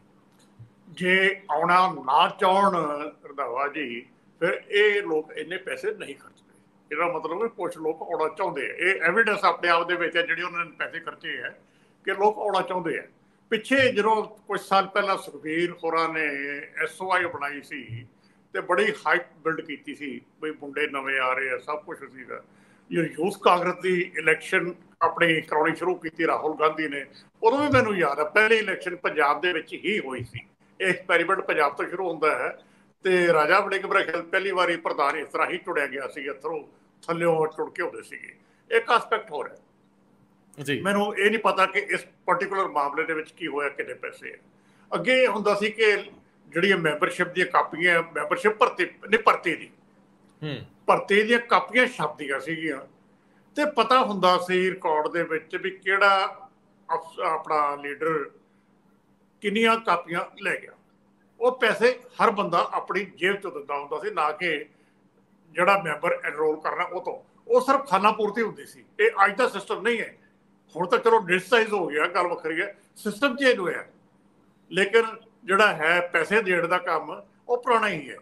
ਜਿੰਨੀਆਂ ਪੁਰਾਣੀਆਂ ਪਾਰਟੀਆਂ, ਇਵਨ ਅਕਾਲੀ ਦਲ, ਕਾਂਗਰਸ, ਜਦੋਂ ਇਹਨਾਂ ਦੀ ਭਰਤੀ ਖੁੱਲ੍ਹਦੀ ਸੀਗੀ ਤੇ ਪਰਚੀਆਂ ਆਪਣੇ ਕਾਪੀਆਂ ਛਪਦੀਆਂ ਸੀ, ਉਹ ਪਤਾ ਹੁੰਦਾ ਸੀ ਵੀ ਕਿਹੜਾ ਬੰਦਾ ਕਿੰਨੇ ਲੈ ਗਿਆ ਤੇ ਕਿਹਨੇ ਕਿੰਨੇ ਪੈਸੇ ਖਰਚੇ ਹੈ। ਸੋ ਮੇਰੇ ਵਾਸਤੇ ਇਹ ਕੋਈ ਨਵੀਂ ਗੱਲ ਨਹੀਂ ਹੈ, ਕੋਈ ਹੇਰਾਫੇਰੀ ਹੋ ਗਈ ਉਹ ਗੱਲ ਵੱਖਰੀ ਹੈ। ਇਹ ਪੈਸੇ ਹਮੇਸ਼ਾ ਹੀ ਖਰਚ ਹੁੰਦੇ ਰਹੇ। ਮੈਂ ਜਿਹੜੀ ਤੁਹਾਡੀ ਪਹਿਲੀ ਗੱਲ ਉਹਦੇ ਤੇ ਜ਼ਰੂਰ ਆਉਣਾ ਚਾਹੂੰਗਾ ਵੀ ਜੇਕਰ ਲੋਕਾਂ ਦਾ ਰੁਝਾਨ ਹੋਵੇ ਉਹ ਲੜ ਕੇ ਆਉਣਗੇ। ਇੱਥੇ ਸਾਰੀ ਕਵਾਇਦ ਲੀਡਰਾਂ ਦੇ ਨਿਆਣਿਆਂ ਨੂੰ ਐਸਟੈਬਲਿਸ਼ ਕਰਨ ਦੀ ਹੀ ਤੁਰ ਰਹੀ ਹੈ। ਇਹਦਾ ਮਤਲਬ ਹੈ ਕਿ ਜਿਹੜਾ ਈਂਧਨ ਰੂਪ ਵਿੱਚ ਆ ਉਹ ਤਾਂ ਸਧਾਰਨ ਘਰਾਂ ਦਾ ਨੌਜਵਾਨ ਬਲਦਾ, ਉਹਨੂੰ ਵਰਤ ਲਿਆ ਜਾਂਦਾ ਹੈ, ਪਰ ਜਿਹੜੇ ਲੀਡਰ ਬਣ ਰਹੇ ਆ ਉਹ ਪਰਿਵਾਰਾਂ ਚੋਂ ਹੀ ਬਣ ਰਹੇ ਆ। ਇਹ ਤਰਾਸਦੀ ਆ। ਜੇ ਆਮ ਬੱਚੇ ਲੜਨਾ ਸਿੱਖ ਗਏ ਨਾ, ਤੇ ਜਿੱਦਾਂ ਇਹ ਹੁਣ ਪ੍ਰਤਾਪ ਸਿੰਘ ਬਾਜਵਾ ਨੇ ਮੁੱਦਾ ਛੇੜ ਲਿਆ, ਕੋਈ ਪੈਂਚਰਾਂ ਵਾਲਾ ਆ ਗਿਆ ਤੇ ਕੋਈ, ਆਉਂਦੇ ਸਮੇਂ ਦੇ ਵਿੱਚ ਇਹ ਉਖਾੜ ਸੁੱਟਣਗੇ ਟ੍ਰੈਡੀਸ਼ਨ ਨੂੰ, ਇਹ ਉਖਾੜ ਸੁੱਟਣਗੇ ਜੇਕਰ ਬੱਚਿਆਂ ਨੇ ਪ੍ਰਣ ਕਰ ਲਿਆ ਕਿ ਸਿਸਟਮ ਨੂੰ ਕਲੀਨ ਕਰਨਾ, ਇਹਨੂੰ ਨੌਕਰੀ ਵਾਂਗ ਲੈਣ ਲੱਗ ਗਏ ਨਾ ਜੀ ਪੋਲਿਟਿਕਸ ਨੂੰ। ਇਹਦੇ ਉੱਤੇ ਇੱਕ ਆਖਰੀ ਟਿੱਪਣੀ ਜ਼ਰੂਰ ਦੇ ਦਿਓ। ਨਹੀਂ, ਆਪ ਦੀ ਇਲੈਕਸ਼ਨ ਪਿਛਲੀ ਜਿਹੜੀ ਹੈਗੀ ਆ ਸਧਾਰਨ ਘਰਾਂ ਚੋਂ ਹੀ ਉਹ ਕੈਂਡੀਡੇਟ ਉੱਠੇ ਤੇ ਜਿੱਤੇ। ਜਿਹੜਾ ਹੁਣ ਉਗੋਕੇ ਦੀ ਗੱਲ ਕਰਦੇ ਆ, ਜਿਹਨੇ ਚਰਨਜੀਤ ਤੇ ਚੰਨੀ ਨੂੰ ਹਰਾਇਆ ਭਦੌੜ ਦੇ ਵਿੱਚ, ਉਹੀ ਤਾਂ ਮੋਬਾਈਲ ਰਿਪੇਅਰ ਸ਼ਾਪ ਹੈ। ਲੋਕ ਤਾਂ ਇਸ ਪਾਰਟੀ ਦੇ ਵਿੱਚ ਸਧਾਰਨ ਘਰਾਂ ਚੋਂ ਉੱਠ ਕੇ ਆਏ ਹੋਏ, ਜਿੱਤੇ ਹੋਏ ਆ, ਆਪਣੇ ਸਾਹਮਣੇ ਹੈ। ਆਪਾਂ ਇਸ ਗੱਲ ਨੂੰ ਇਗਨੋਰ ਨਾ ਕਰੀਏ। ਤੇ ਇਸ ਕਰਕੇ ਜਿਹੜਾ ਇਹ ਨੈਰੇਟਿਵ ਹੈ ਨਾ, ਇਹ ਠੀਕ ਹੈ, ਗੜਬੜ ਹੁੰਦੀ ਸਾਰੀ, ਲੇਕਿਨ ਜਿਹੜੇ ਕਿਹੜਾ ਕਿ ਲੋਕ ਆ ਨਹੀਂ ਆ ਰਹੇ, ਆਪ ਲੋਕਾਂ ਨੇ ਭਰਤੀ ਜੀ। ਬਿਲਕੁਲ ਠੀਕ ਹੈ। ਸੋ ਔਰ ਜਿੱਤੇ ਵੀ ਹੈ, ਹਾਂ ਜਿੱਤੇ ਵੀ ਨਵੇਂ ਬੰਦੇ, ਨਵੇਂ ਚਿਹਰੇ ਜਿੱਤੇ ਆ, ਇਹ ਅਸੀਂ ਇਗਨੋਰ ਨਹੀਂ ਕਰ ਸਕਦੇ। ਬਿਲਕੁਲ ਉਮੀਦ ਇਸ ਗੱਲ ਦੀ ਹੈ ਕਿ ਪੜ੍ਹੇ ਲਿਖੇ ਲੋਕ ਆਉਣ, ਲਹਿਰ ਦੇ ਸਿਰ ਤੇ ਚੜ੍ਹ ਕੇ ਆਉਣ ਵਾਲੇ ਲੋਕਾਂ ਨੂੰ ਤੁਸੀਂ ਕਈ ਵਾਰੀ ਬੰਧੂਆਂ ਵਾਂਗ ਤਾਂ ਦੇਖ ਸਕਦੇ ਹੋ। ਇਹ ਮੇਰਾ ਸੰਦਰਭ ਆਮ ਆਦਮੀ ਪਾਰਟੀ ਨਹੀਂ ਹੈ, ਮੇਰਾ ਸੰਦਰਭ ਇੰਨਾ ਹੀ ਹੈ ਕਿ ਕਈ ਵਾਰੀ ਲਹਿਰ ਤੇ ਚੜ੍ਹ ਕੇ ਆਏ ਲੋਕਾਂ ਨੂੰ ਡਿਕਟੇਟ ਕੀਤਾ ਜਾ ਸਕਦਾ ਹੁੰਦਾ, ਉਹਨਾਂ ਦੀ ਨਿਰਭਰਤਾ ਹੁੰਦੀ ਆ। ਪਰ ਅਜੇ ਸਾਡੇ ਕੋਲ ਉਸ ਲੋਟ ਨੇ ਆਉਣਾ ਹੈ ਜਿਹਨੇ ਜਿਉਂਦੇ ਹੋਣ ਦਾ ਸਬੂਤ ਦੇਣਾ ਹੈ। ਸਾਡੇ ਕੋਲ ਲੀਡਰਸ਼ਿਪ ਪੈਦਾ ਹੋਣਾ ਅਜੇ ਬਾਕੀ ਆ। ਸਾਡੇ ਨਵੇਂ ਬੱਚੇ ਜਿਹੜੇ ਅਸਰਟ ਕਰਨ, ਜਿਹੜਾ ਗਲਤ ਨੂੰ ਗਲਤ ਕਹਿਣ ਦਾ ਮਾਦਾ ਰੱਖਣ, ਆਪਣੀ ਪਾਰਟੀ ਆਪਣੀ ਵਿਚਾਰਧਾਰਾ ਦੇ ਖਿਲਾਫ ਵੀ ਖਲੋਣ ਦਾ ਮਾਦਾ ਰੱਖਣ, ਆਪਣੀਆਂ ਸਰਕਾਰਾਂ ਦੇ ਖਿਲਾਫ ਲੱਤ ਡਾ ਕੇ ਖੜ ਜਾਣ, ਜਿਨ੍ਹਾਂ ਨੂੰ ਇਹ ਫਿਕਰ ਨਾ ਹੋਵੇ, ਕੁਰਸੀ ਨਾਲ ਮੋਹ ਨਾ ਹੋਵੇ, ਜਿਹੜੇ ਸਿਰਫ ਇਹਨੂੰ ਇੱਕ ਕਰਮ ਵਾਂਗ ਜਾਣਨ, ਅਜੇ ਵਿਦੇਸ਼ ਦੀ ਤਰਜ਼ ਦੇ ਉੱਤੇ ਉਸ ਵਰਤਾਰੇ ਨੇ ਵਾਪਰਨਾ ਹੈ ਜਿਹਦੀ ਬਹੁਤ ਬੇਸਬਰੀ ਨਾਲ ਉਡੀਕ ਕਰਾਂਗੇ। ਬਹੁਤ ਮਿਹਰਬਾਨੀ, ਬਹੁਤ ਧੰਨਵਾਦ। ਥੈਂਕ ਯੂ, ਸ਼ੁਕਰੀਆ ਜੀ।